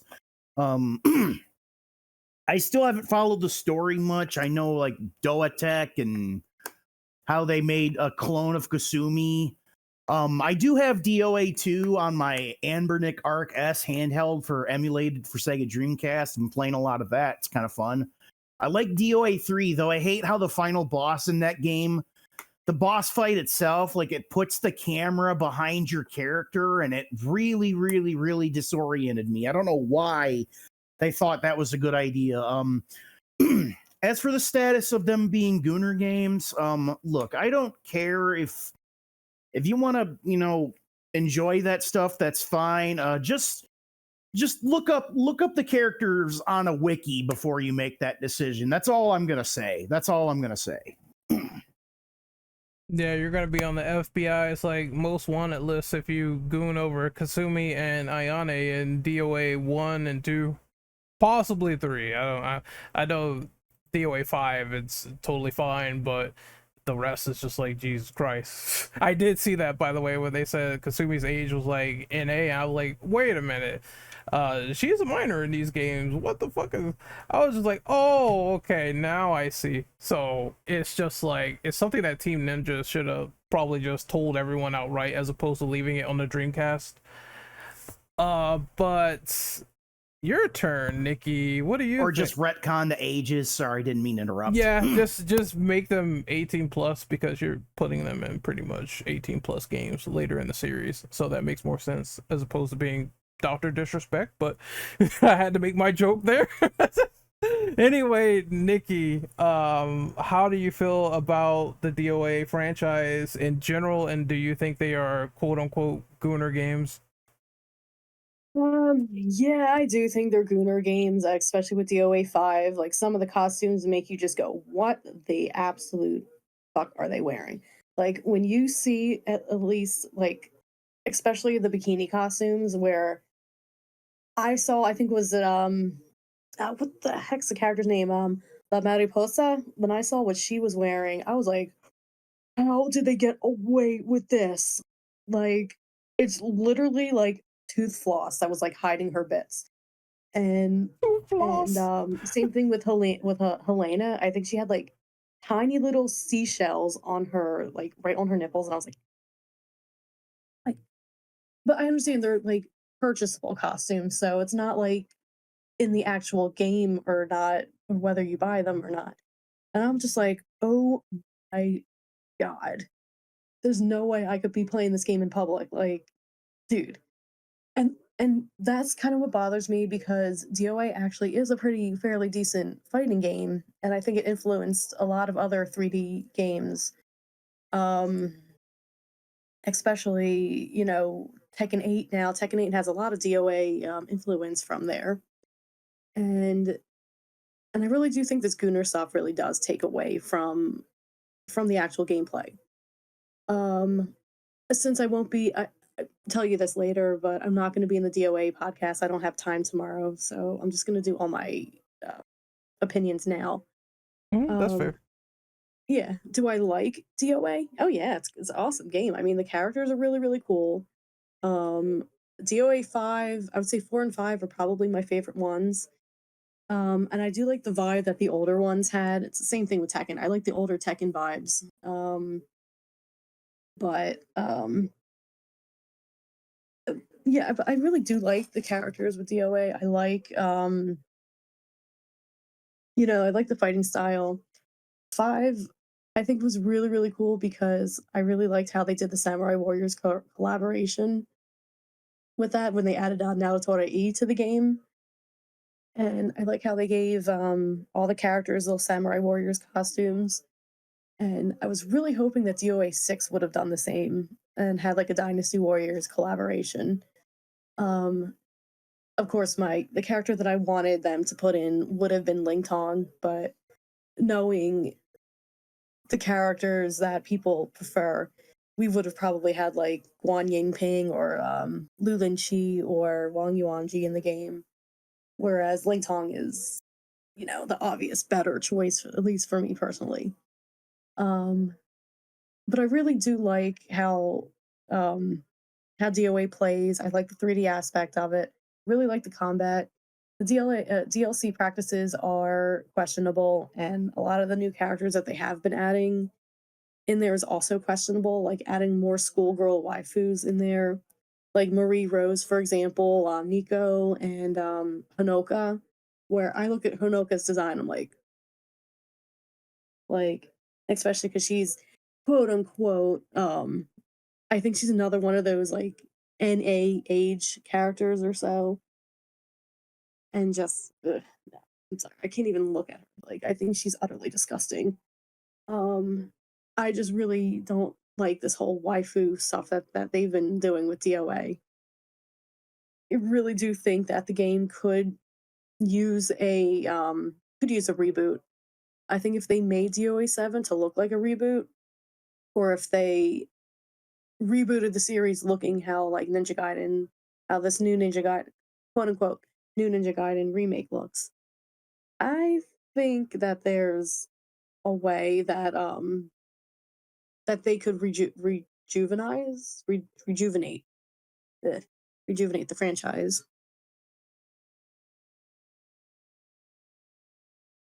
I DOA 7, if they do that, then they could. Again, we talked about this earlier, where they did say that they want to bring back Ninja Gaiden and DOA as some format. I do remember these reviews and interviews, but they didn't know how to do it at the time, and everyone was speculating if they were going to be like a reboot or a remake or something.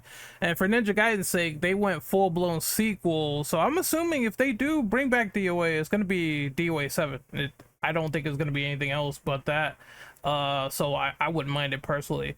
But we have one more DOA question, and that is, what do you think of the premise of DOA and Ninja Gaiden doing crossovers a lot with certain characters? And would you be down for a DOA 7, yes or no?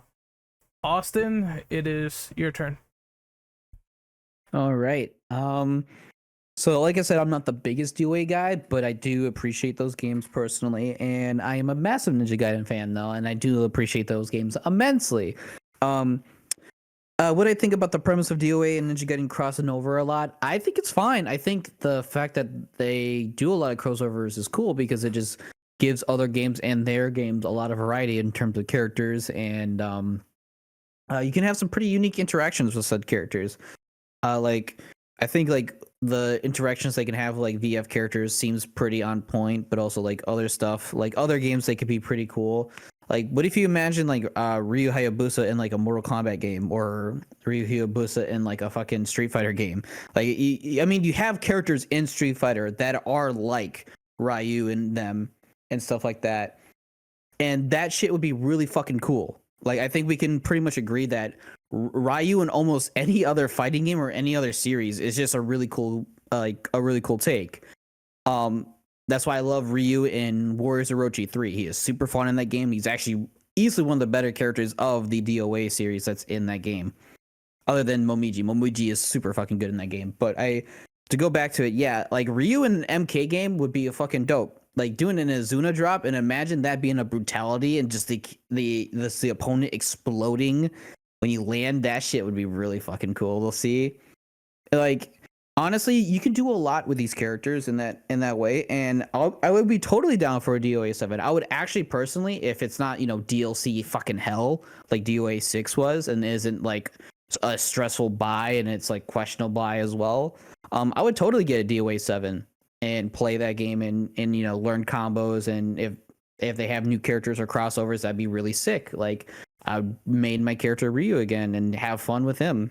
It would be really insane if they actually brought it back to its roots, like DOA 4 and 5. Like, if they go back to those roots of like DOA 4 especially, and take like the aesthetics of like 4 and combine them with like the really cool gameplay of 5, I can see them doing something pretty cool.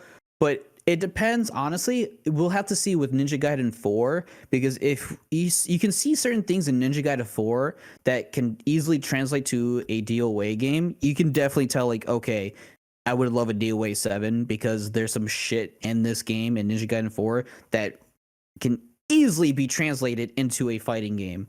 And I would love to have that. And if that is the case, then I would be super down for a DOA 7.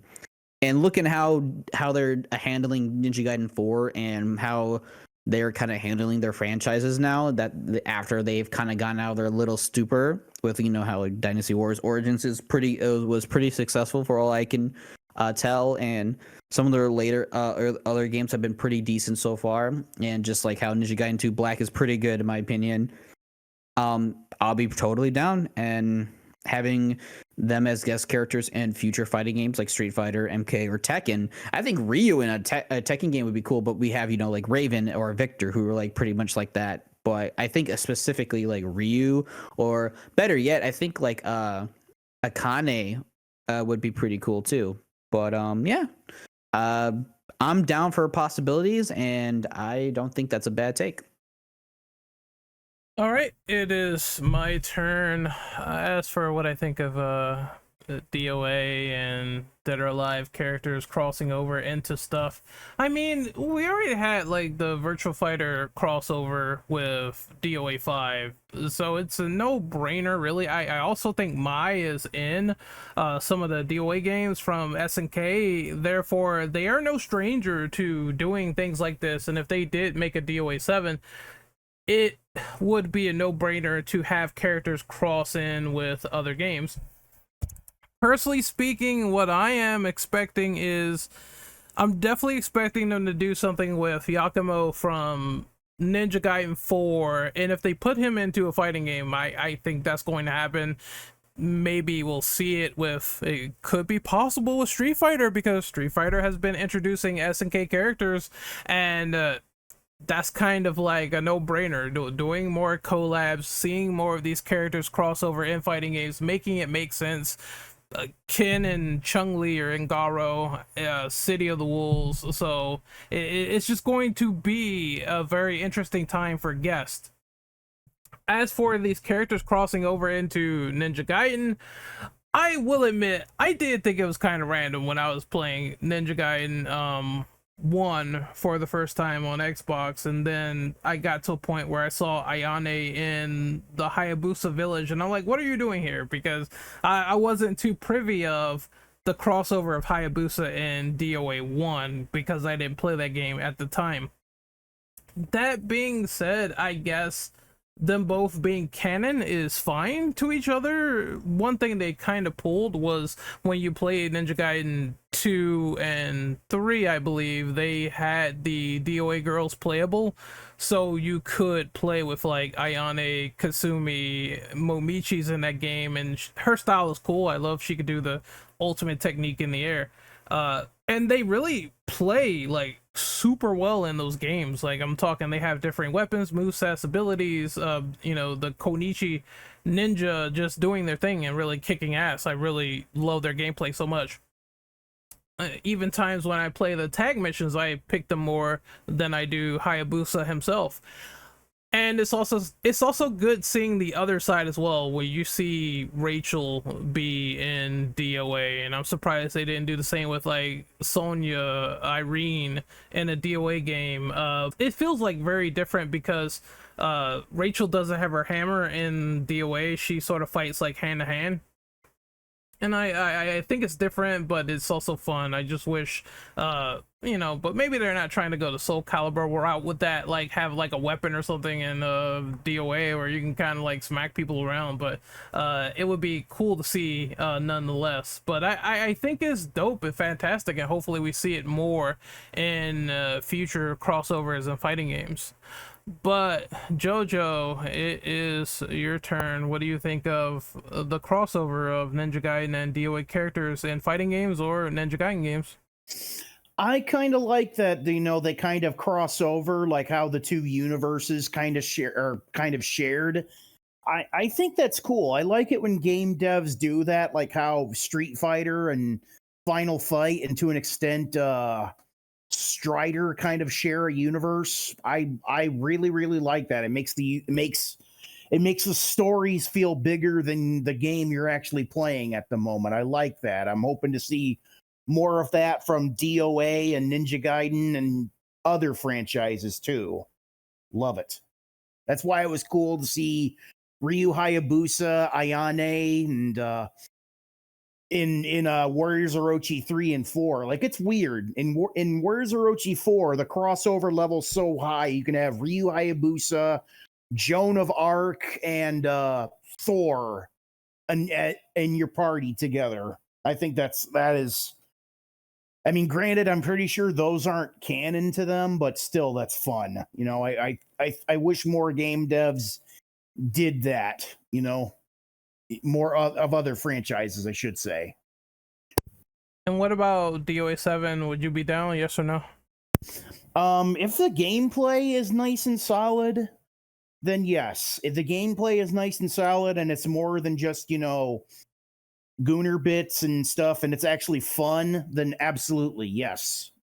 Yeah, because I told someone this before when they said, oh, this game, like, it was a forum post on Reddit, and they were like, oh, DOA or Ninja Gaiden, I mean, the last games that they did was mixed or bad, so they shouldn't do a sequel or anything like that. But again, Ninja Gaiden 3 was not the greatest. They made 4 and everyone's hyped for it. If they do another DOA, and 6 was not really received well amongst the community, I think people will still be for it, because you're thinking about the potential of them improving these games and having some new leadership in the process. So I don't think it'll be the stain of DOA 6 imprinting on DOA 7 unless they keep those practices relatively the same. Just make it like 5, but better, and I'm sure everyone's gonna like be like, oh, this is fire, I like this. But we are moving on to our final 4 questions here, and we're talking about Team Ninja. So this one's a bit of a funny one, but hear me out. Team Ninja handles a lot of cool action games, and I wanted to ask the panel this question. We know that Tomono Itagaki was the original founder of Team Ninja, and this guy has some very bold premises. He used to talk a lot of trash on saying that the PS2 was weak, the Xbox was just the best console. He was dogging on Nintendo at times. He was a very outspoken man, but he made very fucking good games like Ninja Gaiden and the DOA series. Do you think without him that Team Ninja and just Koei Tecmo in general has lost a little bit of its edge since he's not there anymore, or do you think they improve without Itagaki? And I will go with Austin first. Yeah, so I don't know much about this person because I didn't really follow a lot of this news growing up because I was, a kid. He's And basically so- the creator of Team Ninja, the 3D Ninja Gaidens, and DOA in general. I think he could probably put something into the future titles that could be a lot better, because he did make some of the better of those games, let's be honest. And I think depending, because I think I remember hearing people when Ninja Gaiden 4 was announced, a lot of people talking about his absence and like what's going to happen next. I think with or without his involvement, I think right now Team Ninja's in a very good spot, staff wise and creative ideas wise, that I don't really feel like his absence is going to be missed. But I think if he was there, he could definitely put something pretty special, regardless of his character, regardless of his personality. I think he could definitely do a lot more for the company. But since he is not there, my only thing I can say is that currently Team Ninja is kind of killing it, in my personal opinion. They've made quite a few good games in the last decade or so. Some of them hit really well, some of them hit pretty decently, some of them not so much. There's been only like 1 or 2 Team Ninja games that didn't get too good from my knowledge. I haven't been keeping up with a lot of their stuff lately, but yeah, I think right now I'm pretty confident that to say that Team Ninja is doing pretty well, and they could probably do it without him. Okay, I have a little bit to say, but yes, Itagaki was a very controversial man. I wouldn't even say his compared to like nowadays with some of the stuff people say in gaming.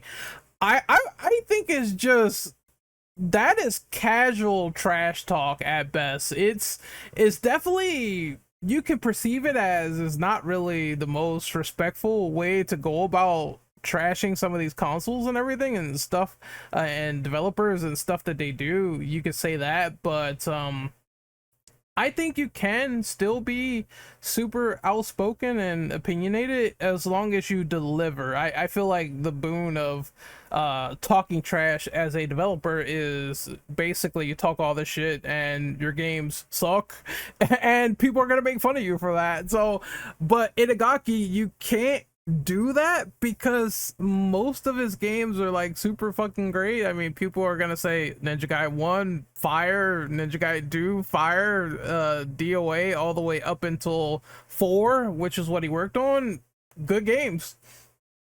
So he is a person that could talk shit and he backed it up with the games that he made, and you can definitely disagree with his opinion. I mean, that's fine. Some of the stuff he was saying about Nintendo is crazy, all right? I'm not gonna lie, but you can also say, hey, he talks shit, I don't really agree, or I might agree here or there, and then the games that he made is, you know, spectacular. But when it comes to Team Ninja losing their edge and Tecmo in general without him, I think they have continued some franchises really well. Ninja Gaiden 4 is looking pretty good. Of course, they did fumble with Razor's Edge, but I mean the initial Ninja Gaiden 3, not Razor's Edge, but they tried to fix it.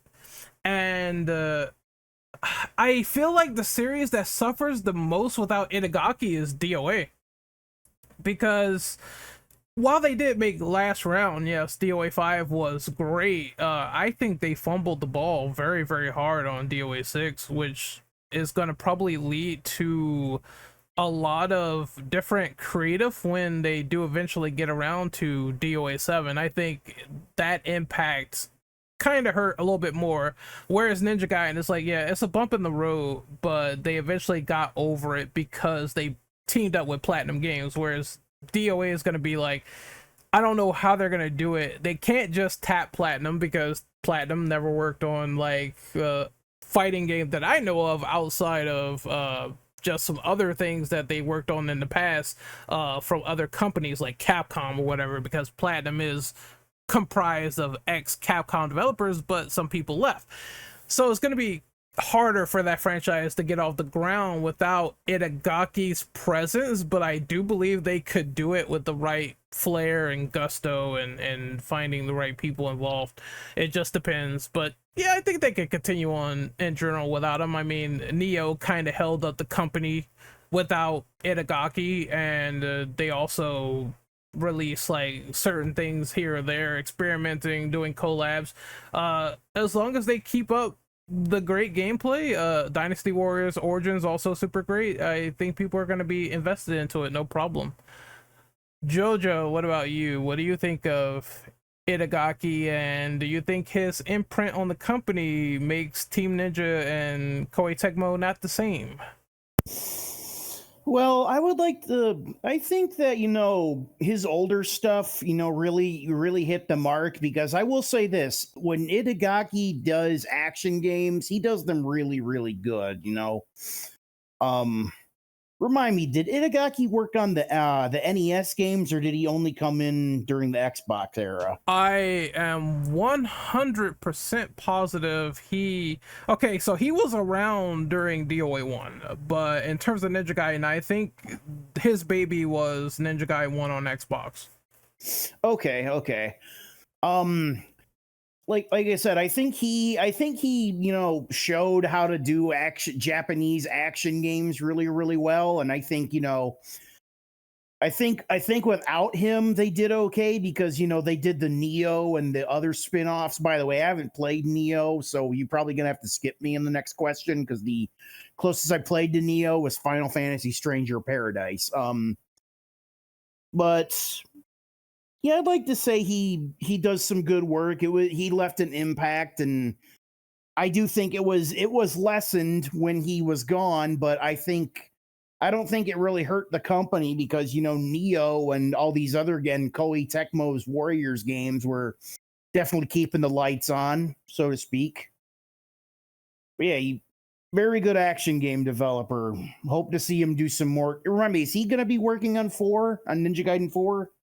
No, Itagaki is not with Koei Tecmo anymore. He made his own company called Itagaki Games. Oh, okay. Well, in that case, I hope that the devs, I'm sure the devs are capable of like learning what he did that made all these games good. And that's why I'm thinking, Ninja Gaiden 4 it's gonna be a game. It's gonna be a bestseller. Maybe it's gonna have one of those bestseller red stamps like the PS2 games used to have. Mm-hmm. If you remember that game called Devil's Third, that's the last game that Itagaki worked on. I think I've heard of that game, but I've never played it. Me neither. All I know is there is a ball protagonist, and the game was received very, very poorly. So let's hope his next project is not a stinker. But we will move on to Nikki. What are your thoughts on Itagaki's like era in Team Ninja? And he's very outspoken. Do you agree that Team Ninja has lost their edge without him, or are they doing just fine? They'll be fine. I got nothing to worry about. Nioh was awesome. Wulong was awesome. Ninja Gaiden 4 will be great. They'll be just fine without him. Yeah, they'll be fine. I'm gonna keep it pretty short and sweet.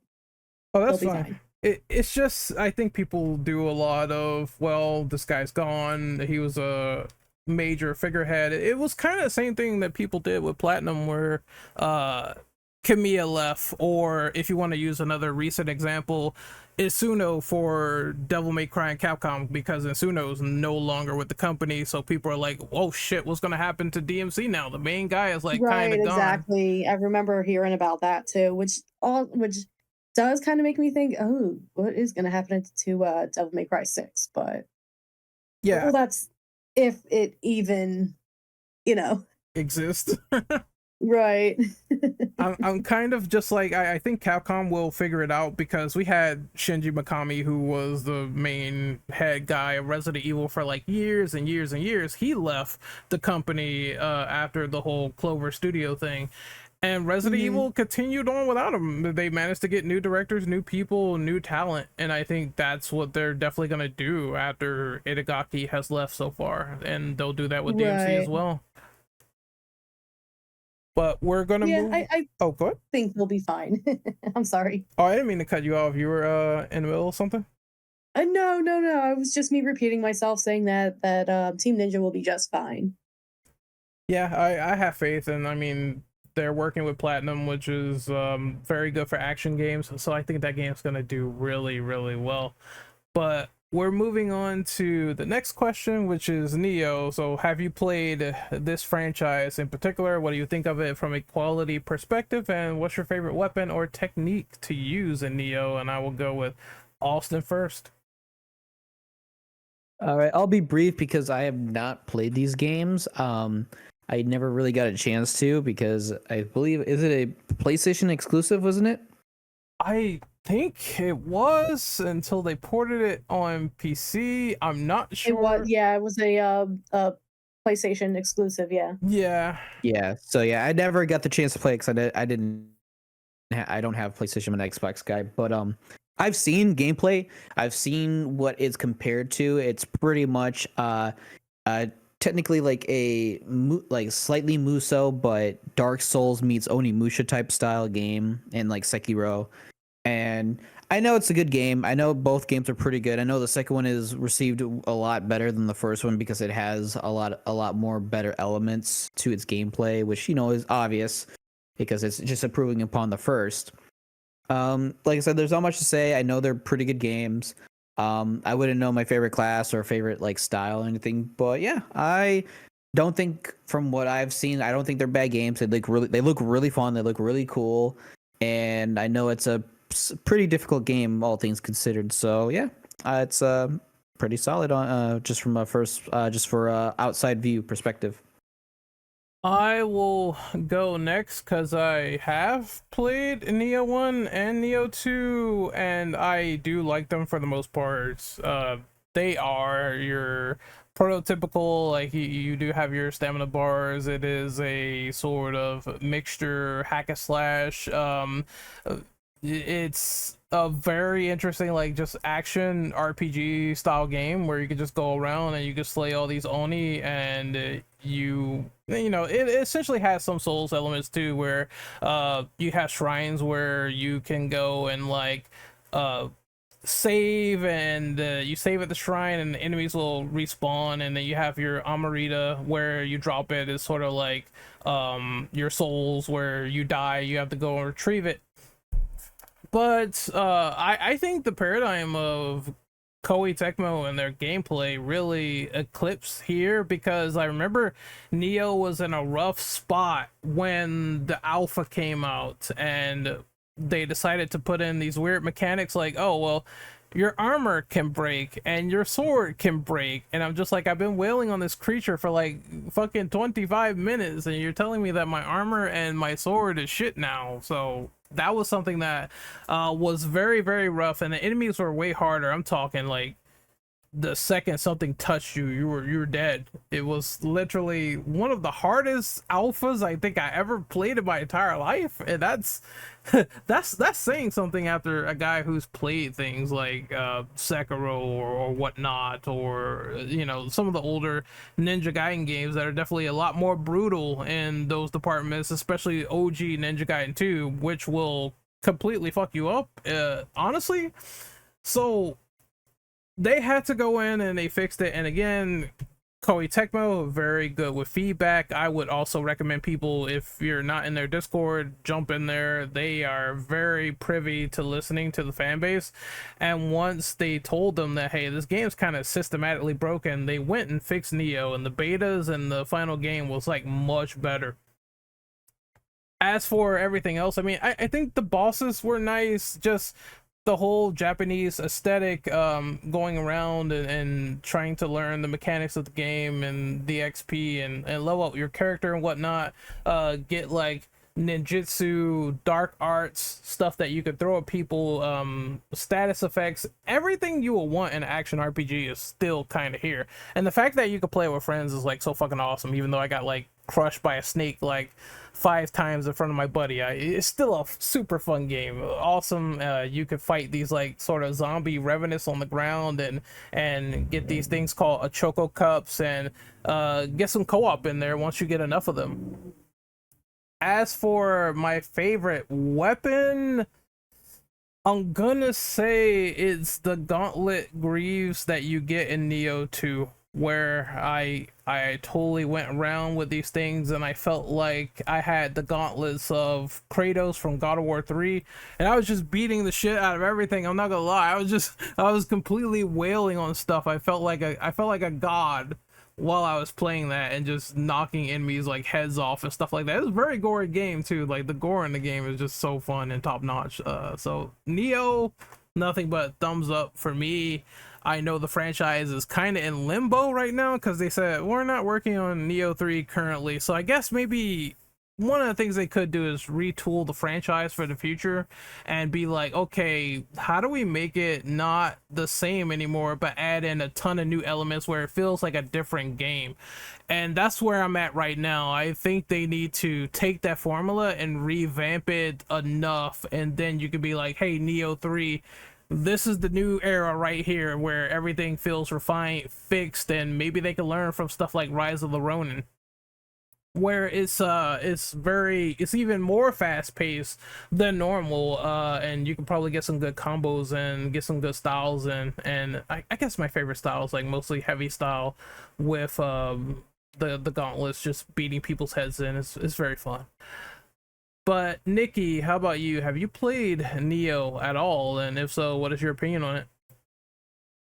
I didn't get too far in Neo, but I did see some videos, and the really cool thing I liked about it was the different takes on the historical figures rather than what they looked like in Samurai Warriors. You get completely different designs, like more grittier designs, more grittier stories in Neo compared to Samurai Warriors, which can be gritty on its own. But I remember when Neo first came out, and I remember saying to myself, like, it's finally here, because I heard for like the ten years prior to Neo coming out that was a game that Koei Tecmo was just having the hardest time making, the hardest time trying to put out. So when they finally made it, I was like, oh my god, it's finally here. I liked William. I thought it was really really cool what they did with his character. Um, I'm trying to think of who else, like what other characters are really like um memorable for me. I think they did the DLC where they added Masamune Date, I think was pretty awesome. Um, and if I remember, I didn't play too much of Neo 2. I, I don't know if that game just didn't feel the same for me. Maybe I should have progressed a little bit further in it, but I really, really did enjoy Neo 2 or Neo 1 as far as I got in there. Like I didn't get too far, but I did like what I saw. And I think that's one game I keep saying to myself that I'm gonna try to play more and more, and just never get the chance to. Two is very similar to one, but they just decided to refine it a little bit. There's a lot more weapons, spells, and stuff to play with, along with the fact that, well, you don't. William is kind of in the game as a skin, but he's not like focal to the story as far as I see it. Like you have like an OC character now, so you can customize how your male or female looks and sort of evolve yourself into the situation this time. uh One thing I also, since you touched up on characters, I know that you can fight the ancestor Hayabusas. There's Jin Hayabusa and Rin Hayabusa, and it's just an overall fun fight. The fact that you can fight a Ryu like ancestor and have him Azuna drop you is fucking amazing. All right. I'm glad they did that little crossover where even when you think about it, it makes sense, because the Hayabusa clan, they have been around since the era of Nobunaga, and that is an official canon of Ninja Gaiden 2. So the fact that they decided to do that is absolutely insane for Neo during these periods, and I love it to death. But we're gonna move on to the next question here, and that's gonna be another Koei Tecmo question. What is your favorite character from Koei Tecmo history? And it could be from any franchise, periods. And I'm gonna go with Nikki first. You really want to hear me gush for 3 hours about how much I love Nobunaga Oda? No, I'm not gushing for 3 hours about it. But yes, Nobunaga Oda is my favorite Koei Tecmo character of all time. I absolutely love him. He is my Demon King. He is my evil Darth Vader. Whatever. Well, he was more Darth Vader-ish in Samurai Warriors 1, with the whole like zoom zoom stuff with his sword. Um, but yes, I absolutely love Nobunaga Oda. I love how charismatic he is. I love how darkly evil he is. I love his little purple powers. I love his outfits. How he commands the army. All the stuff that he pulled at Nagashino. What he pulled at Nagashima. All his little strategy stuff. I absolutely adore Nobunaga Oda. He is my absolute favorite, no matter which Samurai Warriors game I play.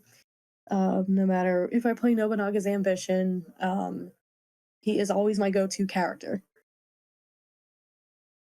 I'm gonna go next. Let's see. I remember Nobunaga, but from, well, on my side, it's more Onimusha 3, because he was in that game as well, and I loved him as the final boss. But characters for Koei Tecmo would be, I'm gonna make three. I'm gonna be daring and say three, because it's never just one for me personally.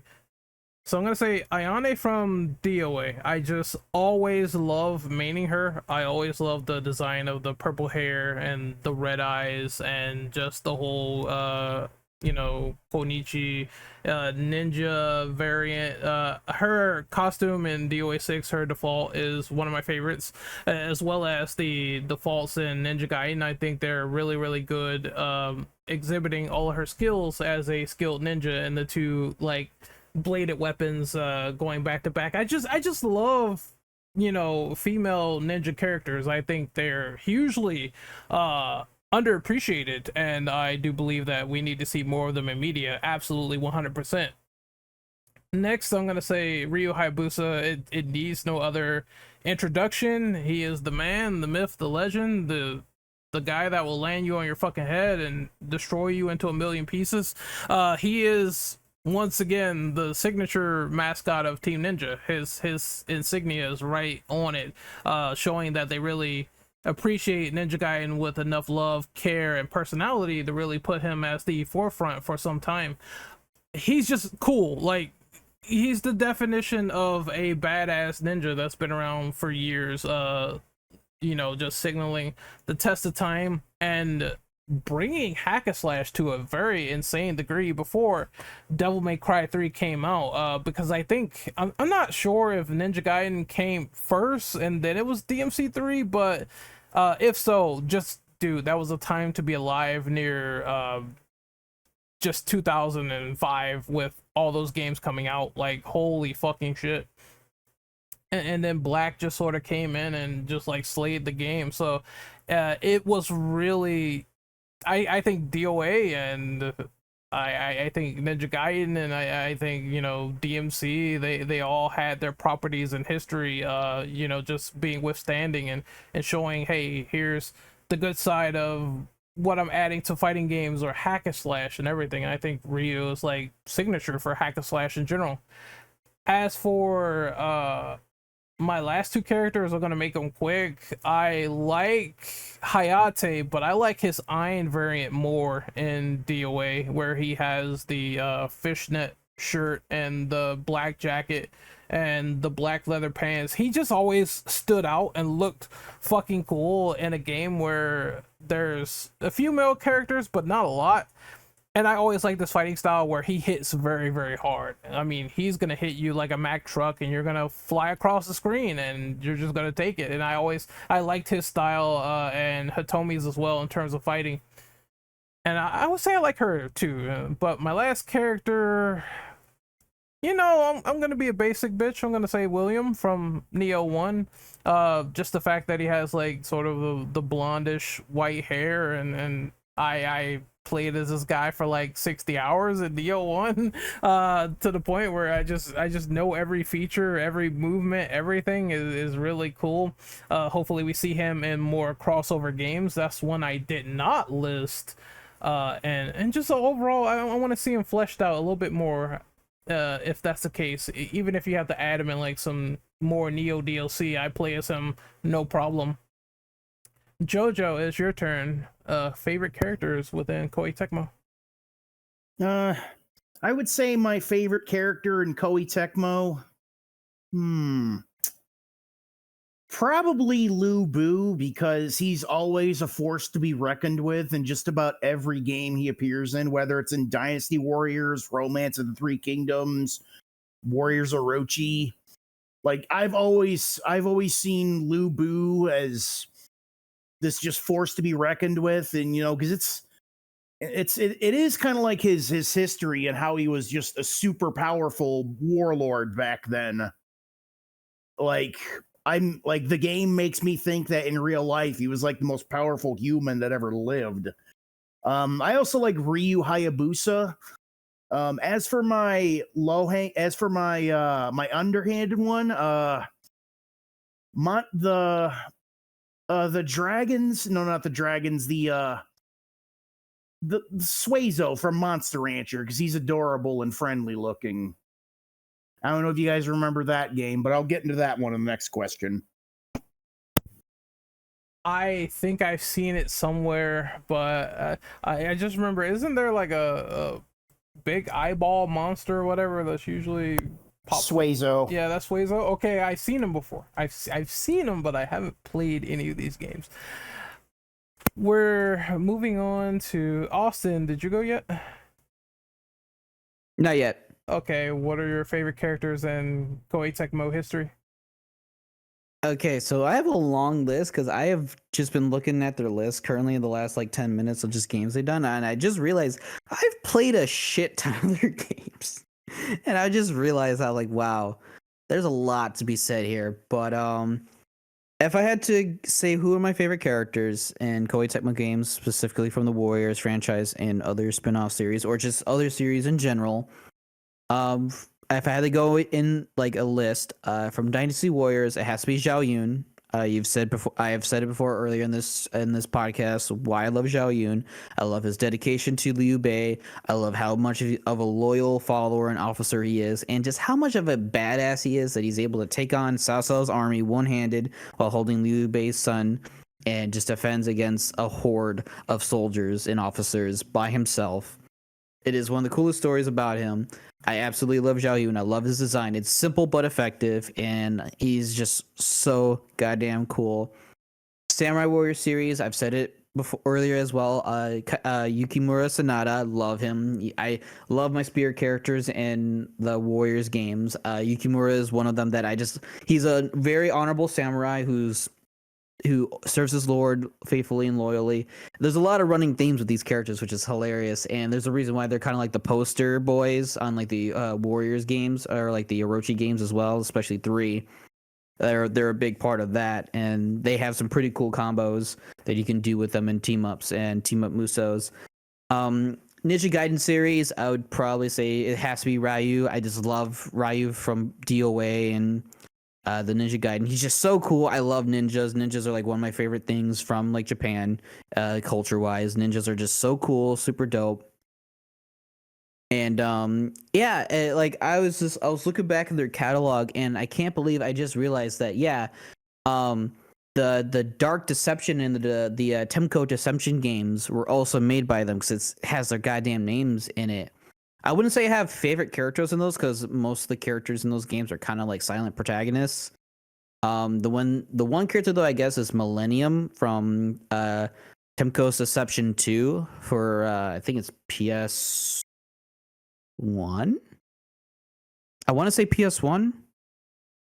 That it's a kind of it's a game I'll talk about in the next question, but I really like Millennium. She's a silent character, but you have a lot of possibilities with her depending on certain interactions with characters throughout that game.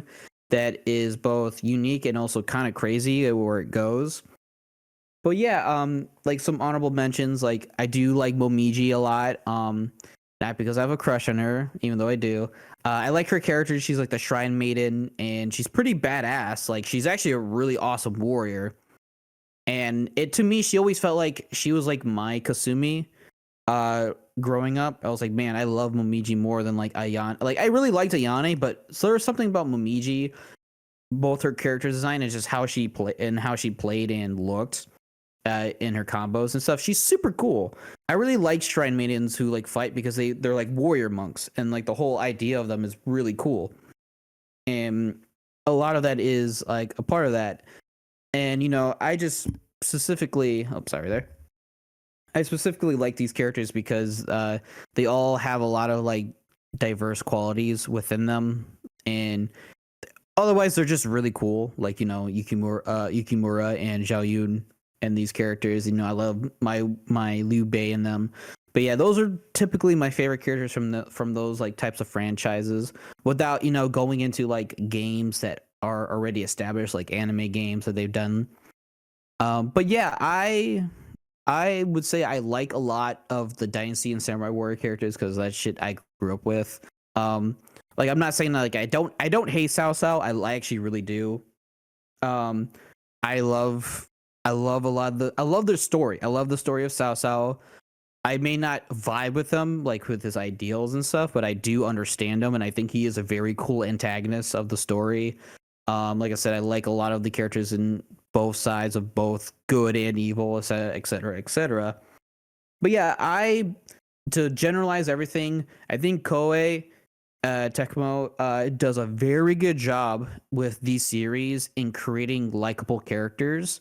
For the most part, there's some iterations of them that are kind of like messy, that I think we talked about before and earlier.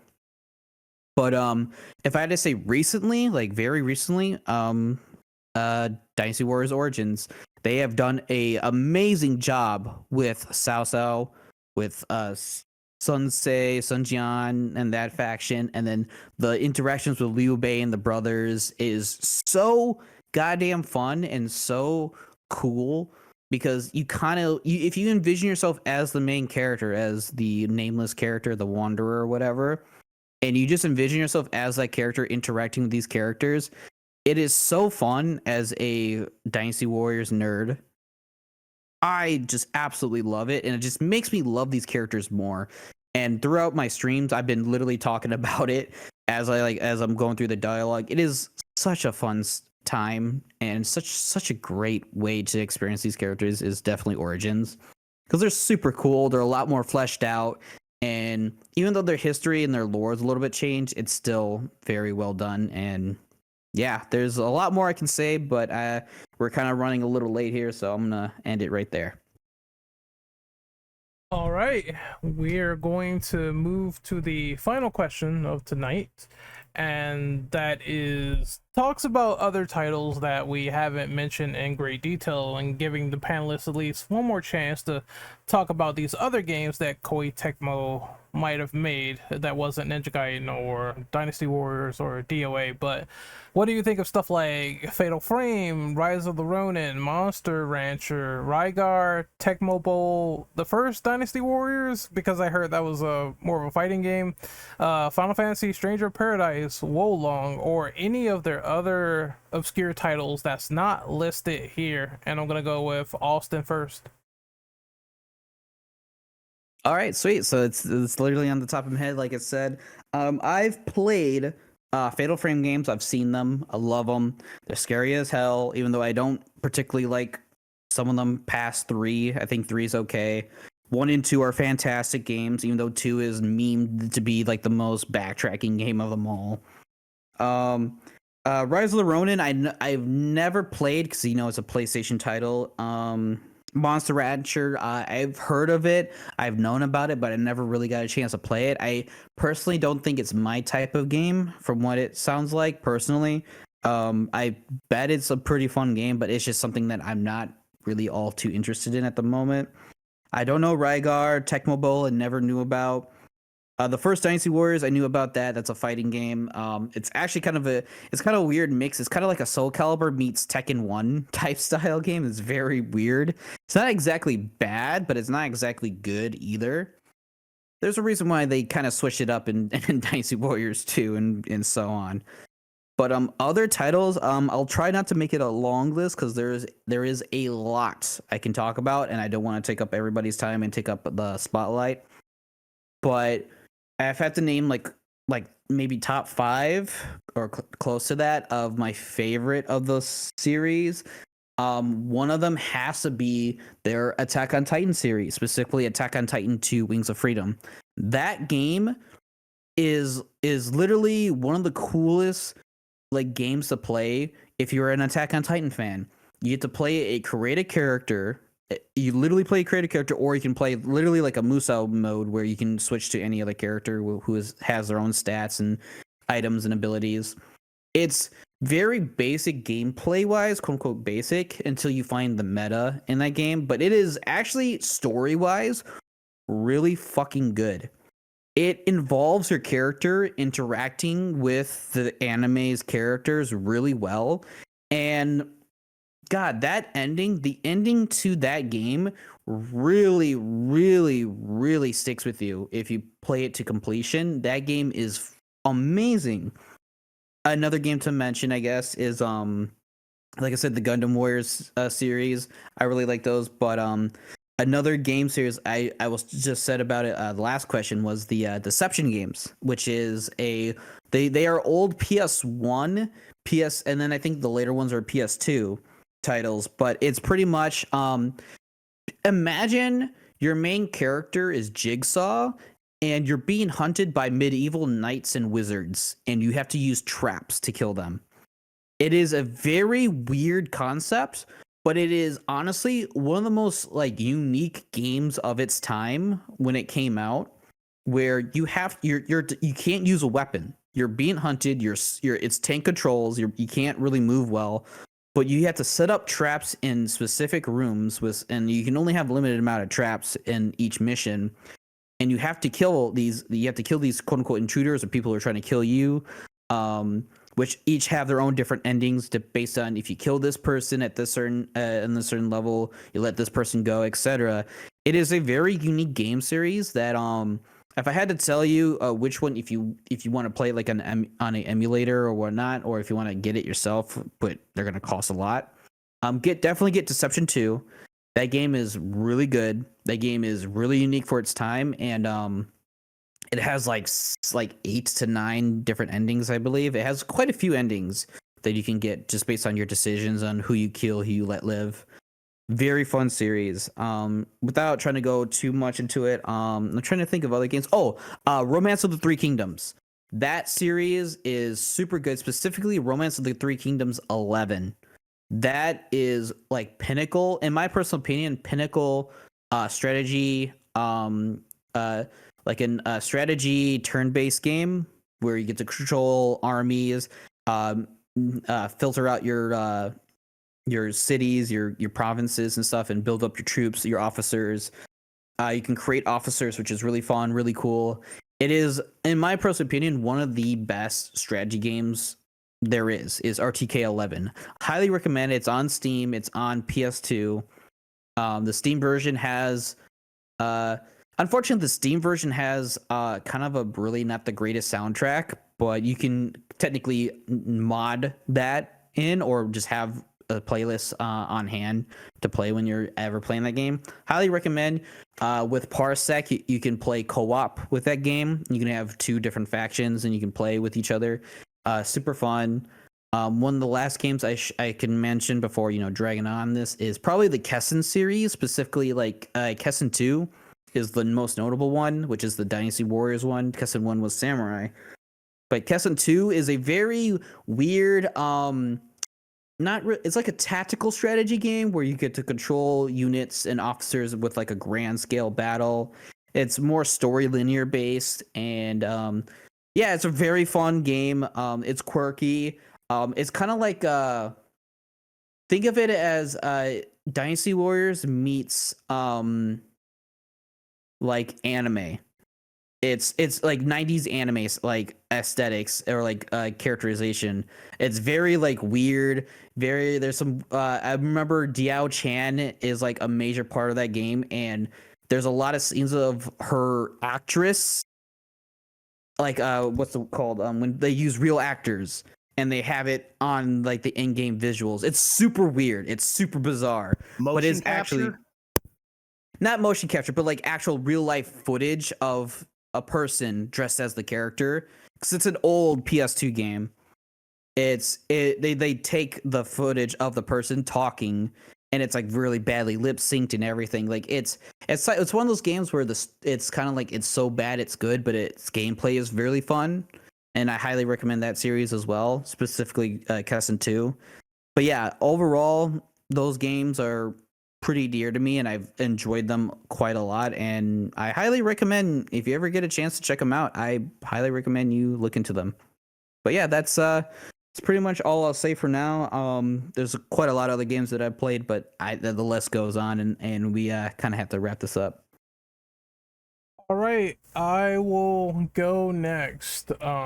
So talking about Koei Tecmo's other titles, I'm just gonna rapid fire before I move on to the next person. I've played Fatal Frame. I've played 1, 2, and 3. I do have 5, and I have not played that yet, and I want to get 4 on sale. I said it earlier in the podcast, I'll say the same thing here. Very cool, unique survival horror franchise where you are going around and you're just flashing ghosts with a camera, the obscure camera, and you're killing them, and the spirits are trying to come back and haunt you from the dead. And the ghosts are very unique. Like, one of my favorites is the hanging man or the hanging lady or whatever with the broken neck, and she falls down constantly. I'm like, whoa, this is like very creepy looking, man. This is crazy. If you want to be scared as fuck, play Fatal Frame 1, where there is a jump scare on average like every 5 seconds, and each one of them is super scary. It's probably one of the scariest survival horror games I've played so far. So if you want to be scared to death and scared bejesus out of, then play that for Halloween. Rise of the Ronin I have not played, but I do remember seeing the gameplay and thinking it's like very interesting, intriguing. You know, the side view camera where you're sort of fighting people and you're doing all these moves and everything. It feels like it's a more actiony, faster paced sort of variant of Nioh, but it plays like, you know, a little bit different in spots. And I always wanted to play this game. I unfortunately did not play the demo before the podcast, so I don't have any experience on that, but I mean, eventually I'm gonna get around to it. I'm gonna get around to playing it, and I will let people know how it is, and maybe a review or first impressions. Monster Rancher I've not played, but I've seen one of the characters from there. Rygar I've not played. Tecmo Bowl, one of my favorites to play back in the day with my friends. Just a very awesome good time for, you know, more actiony sports and more actiony football, arcade style, you know what I mean, that we don't really get nowadays. I haven't played the first Dynasty Warriors, but it's interesting to hear that it was more of a fighting game before they went Musou. So it kind of shows, hey, the origins of this game is significantly different versus how the franchise turned out to be. Stranger Paradise, I have not touched, but I've seen the fucking meme where there's that sort of hybrid theory Linkin Park style song playing after the main character says bullshit, and I just thought that was the funniest goddamn scene of all time when I saw it. Most people do dig and rave the game, so I'm just kind of like, yeah, I might check it out sometime in the future, no problem. It's cool they got a Final Fantasy collab in there. A lot of people just dig what it was so far, so I think if it went well, then it's totally cool by me. Wolong I have not touched. As for other obscure titles, the only one I think I want to mention, and I'll go and look through Tecmo's history as well, but there was one called Winback Covert Operations, and I do actually remember playing this on the N64, where it's kind of like, it was one of the first marquee cover shooters of its time,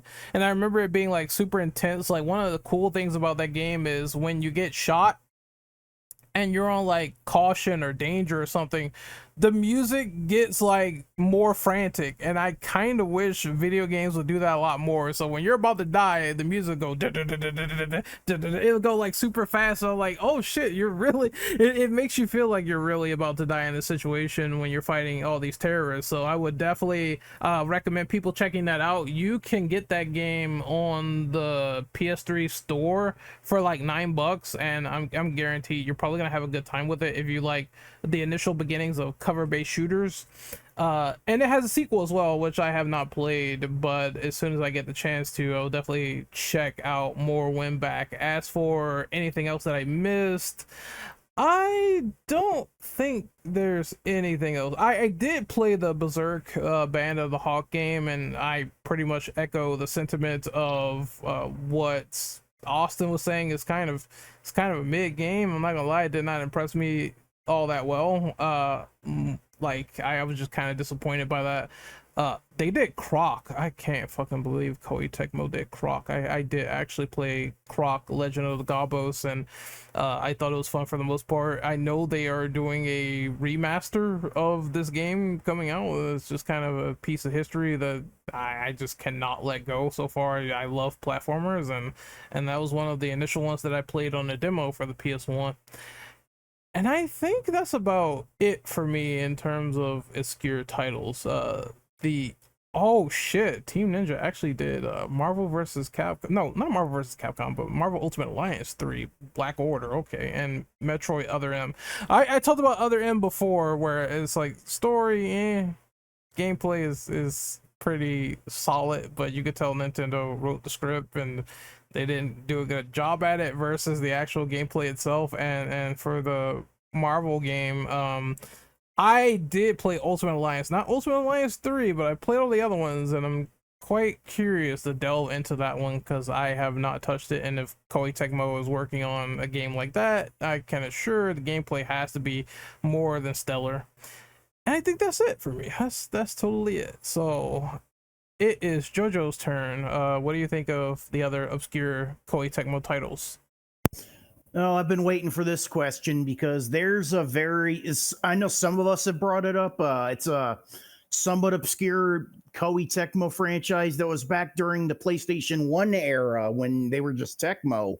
Monster Rancher. It was one of those games that was around like the mid 90s when like Pokemon and Tamagotchis and stuff were kind of popular. This one made you raising monsters like a sim, like you had a farm, you had to feed the monsters, you had to keep the monster healthy, you had to train the monster, you had to bond with it by like, giving it food it likes, being nice to it. And it was really, really cool. And that's just half of what makes these games really good.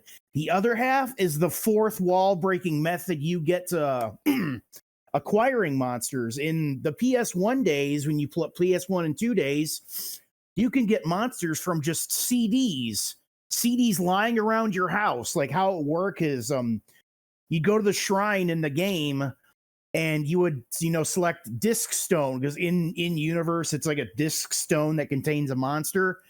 It tells you to put a disc in. You can grab any CD you want, a music CD, a game CD, a computer CD, and in the PS2 era, DVDs.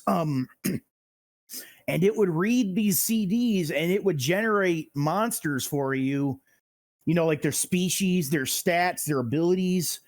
And this is one of the things that really, really got me into it, because like back on the PS1 days, I would go around grabbing whatever CDs I could, like music CDs, AOL trial CDs. I'm sure you people in the 90s remember those, just to see what I would get. And it would end up getting to the point where if a CD gave me a really good monster, I would I'd grab a marker and put a little mark on the label. If it belonged to me, I wouldn't do this to anyone else's CDs. I'd put a mark on it so I'd know that this is a monster, that this is a disc that gets me a good monster in Monster Rancher 2. And they're really, really, really fun games. And cool thing about that is if you want to play Monster Rancher 1 and 2 right now, you could buy them on Steam and Nintendo Switch, where it's Monster Rancher 1 and 2 together, the full PS1 games. There's no physical disc swapping, obviously, but there is a thing where you could select like a list of discs from like music CDs and stuff, and it'll, you can get your monsters that way. I really, really, really recommend people who play Pokemon and RPGs and stuff to really give these games a try. They're good. Okay, now I can get onto the other Koei Tecmo stuff that I liked. Obviously, I played a little bit of Rygar when I was a kid. I played the old Ninja Gaiden games. I never really got into Romance of the Three Kingdoms because those are strategy games. Those are way outside of my, realm of comfort.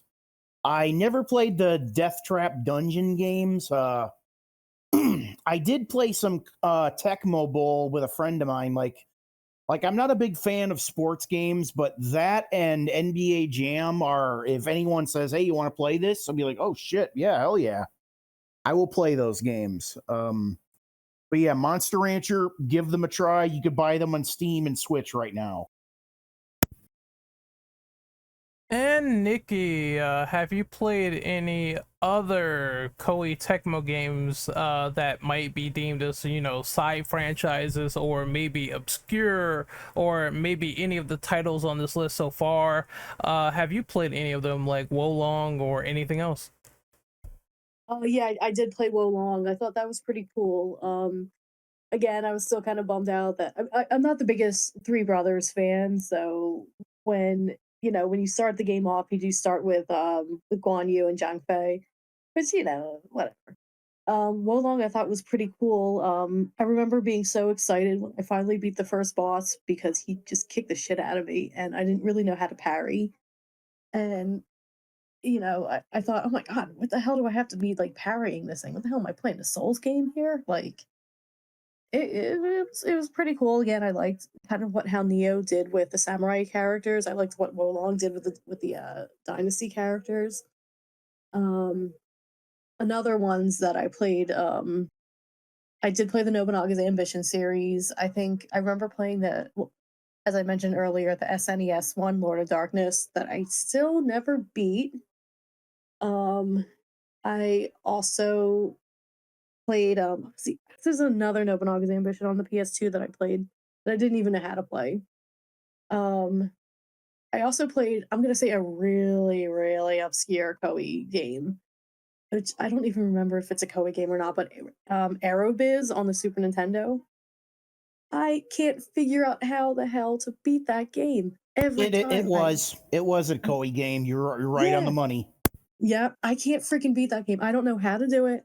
I can do so many routes. I can do a freaking route from Helsinki to Prague. I can do a route from New York to Los Angeles. I can do a route from Athens to I don't know, Athens to Tokyo. But for the life of me, I still end up in like fourth place. I still end up in like third place. And then I end up being bankrupt after like 4 or 5 years. So I have absolutely no idea what the hell I'm doing every time I play that game. I'm like, eventually I was just like, all right, screw this. I'm done. Another game that I played, I did play the Kessen series. I think what's it, Kessen 1? That was Sekigahara. And I think I played Kessen 2, which I know we beat. I don't remember it. Um, I just remember like the drama scenes with it with Diao Chen with and like I think she was in like some kind of bowl or like a sphere screaming for help from Liu Bei because Cao Cao had excuse me, kidnapped her. If I remember, Himiko was in the game also on in Cao Cao's army. Let me see. So all those other Koei Tecmo games that you guys mentioned, I did not play. I did play Tecmo Bowl. I play Tecmo Bowl is a game that I play every after every football party at my friend's house. He will always put Tecmo Bowl on after we're like completely wasted. So that's always fun. Um, what else? I did play the first Dynasty Warriors game, and it is some of the most clunkiest shit I've ever played. But I really want them to do a remake. I would love to see a remake of that. Um, you could pick 3 characters from different kingdoms, and I even have a whole like dream roster. Like for Wei, I want to have Cao Cao, Xiahou Dun, um, Wang Yi, and Zhang He. Zhang He. For Wu, I want to have Sun Ce, Ling Tong, Huang Gai, and guess I would put Lian Shi. Um, as far as Shu goes, I would have Liu Bei, Zhao Yun. I think I would want to have Bao Sanyang. And who else would I? Wei Yan would be pretty cool. Or Pang Tong if you want to go for the more mystical. And then for Jin, I would have Dang Ai. Who else? Sima Zhao would probably Sima Yi probably. Um, Jugadan, if we're going by his Dynasty Warriors 8 moveset. And where like the one where he was giving people the people's elbow, he was body slamming people, he would choke slam people, and like beat you with a nightstick. That was pretty cool. Um, and then I don't know, for others, it would definitely be Lubu, Diao Chen, probably Shu Rong, and I don't know. But either way, I would love to see a remake of the Dynasty Warriors fighting game. I think with the resurgence of 3D fighters, it could be a thing. Um, Other than that, are we done this podcast yet? Yes, this podcast is over. It's how long has it been? I want to say almost 3 It's been hours. about Wow, it's Just almost about 3 10:30. hours. Wow. Yeah, it's been a minute, but we have reached the conclusion. So we're gonna go right ahead and do these outros.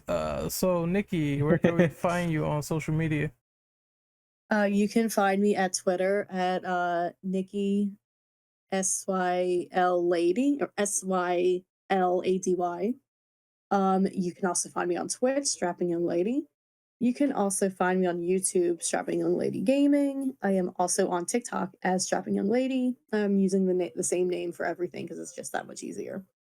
You can also find me at Metal Devastation Radio on Wednesday nights at 9 p.m. Eastern Time, where I play the best in black metal, death metal, melodic death metal, and doom metal.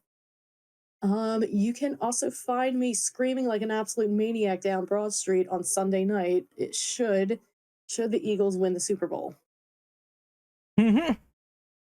Well, then, you can find me on social media at Renegade Operative, mostly on platforms, or Ren Operative. I am on Blue Sky at renoperative.bsky.social, YouTube Renegade Operative, Twitch at Renegade_Operative. Tomorrow is the DOA podcast. I'm going to be probably doing that as soon as it hits. Therefore, you will hear more of that franchise, more of wants and needs for DOA 7, and more of the fighting game mechanics there for Buster Wolf. As for everything else after that, I have a few uploads to do. I know February is going to be the month of TV with the end of Cobra Kai season 6, and Invincible season 3 is coming, so I'm going to be doing reviews of the stuff. But bear with me because it's going to be a long ride once those come out. As for the next person to outro themselves, AK Austin, where can we find you, buddy? All right, you can find me on Twitter or X, AK Austin TTV. I have the same name on my Twitch channel, AK Austin TTV. I just hit over 100 followers recently there, so it's been pretty fun. I've been streaming roughly several times a week, so you can probably find me there streaming afternoon to evenings a lot more during the weekdays. And you can also find me on YouTube under the same name, AK Austin TTV. I've started uploading my streams to there and publicly publishing them. So you can also check out my previous streams on there as well. And yeah, that's about it. It's fun being here. I'm glad to be here. I got to talk about some of my favorite games of all time growing up. And yeah, this was a fun time. Last but not least, Jojo, where can we find you on social media, buddy? You can find me on Twitter, and not Twitter. I'm actually done with Twitter. You can find me on Blue Sky at the Lost Jojo. I've actually deleted my Twitter because I'm done with that site now. You could find me on YouTube at the Lost Woodshed, my channel JoJo's Woodshed. I stream Team Fortress 2 every Friday there. Don't forget #FixTF2, #SaveTF2. We got to keep the bots away, and we're doing a good job. I'm also going to be doing stuff with Sugar Bastion on his channel. He's another person on here. We're playing Dying Light 2. Me, him, and his other friend Jared, we finished Dying Light 1. We're doing 2 now. That's going to get updated.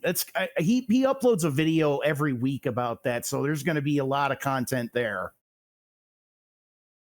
All right, and we are signing off for the Episodic Discussion Podcast. Hopefully you guys enjoyed it. We're talking about Koei Tecmo, their history in video games. It's a great time to really get back into them, especially with the announcement of Ninja Gaiden, and check out all their other works and stuff like that. And like I said before, they are very receptive to feedback. So if you want to talk to them about a certain game and talk to the devs, then I would fully recommend joining their Discord. They do listen, and that's why a lot of people are kind of over there talking to them, making their games better. So I would recommend it. I'm going to put that in the description of this podcast. But until then, this is IS signing out, and we will see you guys next time.